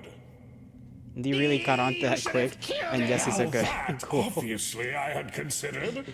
Oh, okay. I'll be honest. I feel like D just thought he was a ghoul because he's like delusional a little bit. You know, he's a little cray cray. He just happened to be lucky, or maybe he's so good that intuitively he just like picks it up, and it seems like he's crazy, but he's not. How cops get. You ice one corrupt police chief, all of a sudden, oh, you have to leave the country now. Oh. Which country did this happen? That's not the point, I'm Bangladesh. He's I built have different, just one exactly. question. Just one? I have many, but I'm focusing on the Just costume. slightly crazy. You never explained I why mean, you he's an used my he's an name expert during the hunter. Of course, he's interrogation. constantly I paranoid. just needed an unused identity in the area. I already had your license, so I felt it worked. That makes zero sense. Well, it's also so I can help you sell your apartment. I'm you now. Really? You would do that? For sure. But what of Smurfles? Well, Do not sigh. He is a burden to no one. The way he said that. Do not sigh. Oh, I can't blame him. He loves his cat. We'll take him in. A boy has always wanted a familiar of sorts. An excellent reward for capping Piotr. Oh, has he taken care of a pet before? He hasn't, but he's a clever lad. I'm sure he'll manage. I'll write a list of his every want and need. You will not have to think about anything. Will everyone else be nice to him, though? Piss I don't want to kitty. leave him in the hands of a lone child with gun interests. I'll be frank, Kevin. I do not like cats. That confirms it. You are indeed, just as I figured. Oh no. Just for you, I will be injecting toxoplasmosis into my brainstem later today to ensure I do not kick him into a chimney. Oh. Because if you so much as pull his tail, I will enter your house and explode. Just explode? Follow-up Can he question, do that? though. Isn't using my name in this manner incredibly fucking irrational? Won't it give up your cover? Oh, Kevin. You might be able to fool your packmates, but me? You weren't known as Kevin, nor Kevin Wetsworth when you were with the Camarilla, were you? How would you know this? I know more of your old master than you know yourself. I know that after death, you were stripped of your old name, burned away, and given a new one. An alias defined by the Regent herself to meld you into a new existence. As far as the Camarilla is concerned, you have no name past the one they gave you. Kevin Wetsworth is a dead memory. But that is a corpse you never buried. You did not fully let go of your old name, as we know, and you readopted it as soon as you gained standing within the Sabbat. Isn't that right? No, I am not You're telling so you my back. shitty Camarilla roleplay You name. need to. No, It is not the integral roleplay to our name. survival. Well, Kevin, you can either tell me that, or you can tell me what your Hell's Fuckers packmates called you before you gain enough respect to be called Kevin. You had a name like Ape Boy or Shitbeard 2, didn't you? You present me with a two-pronged road. One leads to hell, and the other also leads to hell. Poor Kevin. But meaty fool that you are, you do not realize that I can simply walk off the fucking road. Damn. Smart guy. It's Herbertus, innit? Oh, the cop guy. Come on now. What in the weed? Oh, yeah, the cop is here now, by the way. Also Herbertus? The illusion of choice, exactly. My worst name in front of fucking Dee Dee. It's literally the only name I know you by. How do you know it? And what the fuck are you doing here, and who are you? I was invited here. I'm Detective Sergeant Guy Chapman. I'm also a ghoul of the Lady Regent. I know you from the Chantry.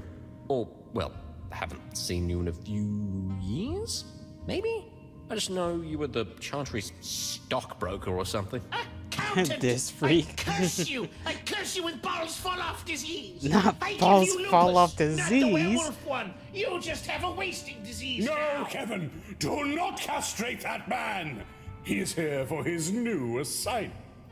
Yeah, so, as I said, I'm a ghoul. I'm one of the 2 regulars at the constabulary in Wells, Texas Sea, but it's a bit far to Great Yarmouth, and the bond between me and the Regent hasn't been renewed in, like, 8 months? I'm honestly not too picky anymore. I just want it renewed. Never trust a traitor, not even one you create. Except for me, trust me in all circumstances. Yeah, trust Kevin. I'll be honest, Herbie. I want your blood. Oh. What? What? You want to be blood bonded? By me? Herbie, I'm dying. Herbie, I've been experiencing painful withdrawals for a long time now, and I know you're one of hers. So it should fix me up just fine. No! No, I get sippy, not vice versa. And you, fool! You are so lost in your sauce you don't know what you do! Nonsense. I love being bloodbound. That is the point! D, this is a wicked and vile thing you ask. It's nothing of the sort. You say this, ignorant of the horrors of the blood bond. I have killed many in the Sabbat, but this is one line I shall not cross. Herbie, please. I don't care what silly name you use. I will never fool you. You're like Herbie, please. I have killed 6 men in service to the Regent. 2 of them with my teeth. I recently injected contraband heroin into my system just to simulate the thrill of vampire blood. Oh, jeez. It didn't Heroin, even huh? compare. You being freaky will not convince me. Oh, I don't think you understand. I am a freak. I will kill again. And I will literally blow up the constabulary for even the smallest possible pint of Vitae. If you don't Please give call me what I want, Ooh. I might just try to Don't take it. ever type and that if I try again. to take it, you'll both probably kill me. So you'll have my blood on your hands. And quite frankly, I'm so desperate for a fix, I don't really give a fuck. Would you guys be this freaky for my blood? If I were to give you blood? Don't answer that. Why? Why would you want to do anything of the sort when you're so close to being able to just sever it? He Because likes I'm a hopeless being addict and I like being a dominated. ghoul. It's a nice deal. I can lift my kids Wiki above said my no. I shoulders, said no don't matter how answer old the they get. question, dumbass. I'm gonna still be doing it when they're 30, is my goal.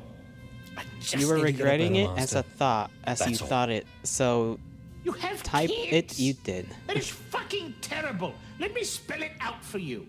Blood bonds are slavery. Slavery. He comes. In this Here case, comes the it's fan more favorite like indentured degenerate servitude. blood Okay, addict. wow, how marginally better is that? Well, I'm already a public servant, so I guess I'm just used to it. Kevin, this man is offering his services to us. His loyalty lies with the highest bidder, and you are a far better source of vitae than that hateful regent. It's immoral. What? You are in the Sabbat. Fuck! I have lines I do not cross that I drew with my own free will, you fucking river fucking troll. hell. If you don't ghoul him, he will slink back to the regent. You're adding this to your Regent list. will Need to inform watch it from the prince of start. our Oh hell activities, yeah. And we will all be blood hunted. Or he could get over his own sick addiction. over your dead body. Man, what a weirdo you are! If we ghoul him, which we are doing consensually, I might add, we could easily... I don't care, it's gross! It's not that bad once you do it a couple of times. Besides, you drink blood too, don't you? You get it. I only drink blood because I have to. You inject blood like it's crack. You don't inject crack, Kevin! You fucking office You worker! can! You totally can! You've never unlived in Yarmouth. You don't Not understand. these two now having an argument about this. Oh, Kevin, listen. With a detective on our side, we will have a pawn within the Norfolk police force. Do you know how valuable that is? With his help, we could creep closer to the machinations of the Camarilla than we ever could otherwise. I also make some mean jellied eels. What the fuck is a jellied eel? I do not eat! But, Kevin, think of our future. With his help, we could further our goals. In your new redemptionist cause, you could use this to set free the worthy of your kind before the new moon comes. Wow. Are you guys like a cult or something? Probably. We are An eel that's entirely been secular jellied. in our orthodoxy, let me assure you. Wow, neat. Come now, Kevin. I won't force you. I know it's a difficult decision. Fine. Yay! Just hand me the nicest knife you have and I will stab my wrist open. Fantastic! Let's use this. No, wait, this one's poison. Oh. This one. Enchanted death magics. Oh, I have some restored Iron Age cutlery lying around here somewhere. None of that Iceni shit. I've seen enough Boudica roleplay to last for a lifetime at the Regent's Chantry. So D has a run-in with the chakra venti, huh? I don't know. I mean, good lord! Keep watching until the end of the video. Alrighty. Lucky I happen to have this gladius flying around, or you'd be shit out of luck. Good. Give. Death mages. Oh, okay. Oh, also, I forgot. Your pack is dead. I told you that, right? Yep. How are you feeling about that? The vinculum's making me want to stab you 40 times, but it also feels like I've dumped my way out of a psycho polycule. So I'm feeling like hitting the town and injecting some crack. Very sexy, Kevin. You know, they were all bastards. But I liked those bastards. Almost as much as I hated those bastards. Would you... Well, you know what they say. like to take a moment? No, Hate I'd is not really the like to opposite of not love. dwell on it at all, in fact. Makes me almost glad to see Officer Bumfuck here. Chapman. No! And what of your... No. sister? I'll look into it. Very good. Right, so I've got a question. I thought you were Kevin. No, I am Big D. Yeah, I just thought about it. All of that So internal you were just- monologue was actually him just telling a story to Kevin. Well, yeah. Oh, wow. Damn. What else did you lie about? Everything. Well, the people we found were actually vampires. We actually took them hostage, and we actually planted those mines. We owned them, and I fell out of the window on purpose because I was sleeping. Hello, I am hostage number 4. I'm hostage number Blimey. 4. That kinda sucks. I'm a terrible detective. Oh, This is come not the on, one that you did reminds you just stupid. fine. Disregard all that you've Besides, You're a said. degenerate ghoul whose brain is polluted with vampire sludge. Of course you couldn't best my indomitable intellect. He didn't realize You at all. calling Yeah. someone a degenerate is Weigh very... your next words carefully. Okay, consider this. Fuck you. Honestly, I love that. Okay, consider this. Fuck you. That's great comeback, Kevin. mostly thought it odd how you turned from the small, bleak British man on your license into a giant Middle Eastern meat slab. It read like an online ad and it distracted me from the whole interview. Yeah, just insult your new master. That's a surefire way to get yourself not eaten. Oh, I'm sure we will get along just fine. Consider this. Fuck Now. you. Let us go ride the miniature steam locomotive. All right, but I need to be heading home to the kids soon, so maybe we should do the ghouling thing first. Yeah, well, I need to get home to my horse, and you don't see me stressing out about it. I want to ride the funny little train. But blood. We can drink blood on the train. Come on, let us go. Oh, well, bring me crazy straw. Wait, did you even check if it was open? We will commandeer it. Come on, let's go. Go, go, go, go, go, go, go, go. Are we even? Shut up! Go! Storm them! This can be you in 1 year. Skin color changes. Hey, you never know. This is 2006. Ads like that may have existed. Good heavens. This You have fucking listened show. to an audio drama by Ogre Papinang, with voice work by Speaker D as Big D, Stellar Elite as Detective Sergeant Guy That'll be the Chapman, last one for today, and folks. Arendelle as Kevin. Artwork by Rude Rubicante, Offhawker, and Eliphas. Soundtrack by Macker. Sound composition by Alpha Booza. Mixing by Stringstorm. Video composition by Why is there just random Alpha popping Booza, sounds off in the distance? with lead Okay. writers Speaker D Sorry, and just- Alpha Booza. Cool. Special thanks to Blessed for not working on this script. Yay! Portions of the materials are the copyrights and trademarks of Paradox Interactive AB and are used with permission. All rights reserved. For more information, please visit worldofdarkness.com. Visit patreon.com/alphabooza There's for like a updates little every bit other of week. stuff left Thank at the you for end. listening, and good evening. I'll skip that this time around. That was a good one though. That was a good episode. I really do enjoy that episode. But I must get going, for I must feed myself, and I am kind of starving. I'm not gonna lie. I am very hungry. Okay, love that. I know, right? It's so fucking good for like no reason. Let's see. Anyone to raid on this fine day? Let me open mine eyes. Why is this showing up? That is dumb. I do not care about that. I suppose. Well, thank me for the stream. If it was only an hour, yes, only 1 hour. Listen, it's not my fault you got here late, okay? No! Yes. I must be on my way, but, you know, goodbye to those in Red Place. Thank you for watching, and let me get this raid thing going. Button. Thanks for the stream. You're very welcome. We're gonna, like I said before, it's gonna be every Saturday. We're gonna keep this going until we've reached the end, and I suppose after we've finished Hunter the Parenting, we're gonna just continue with like random lore vids on World of Darkness, just to kind of keep it going.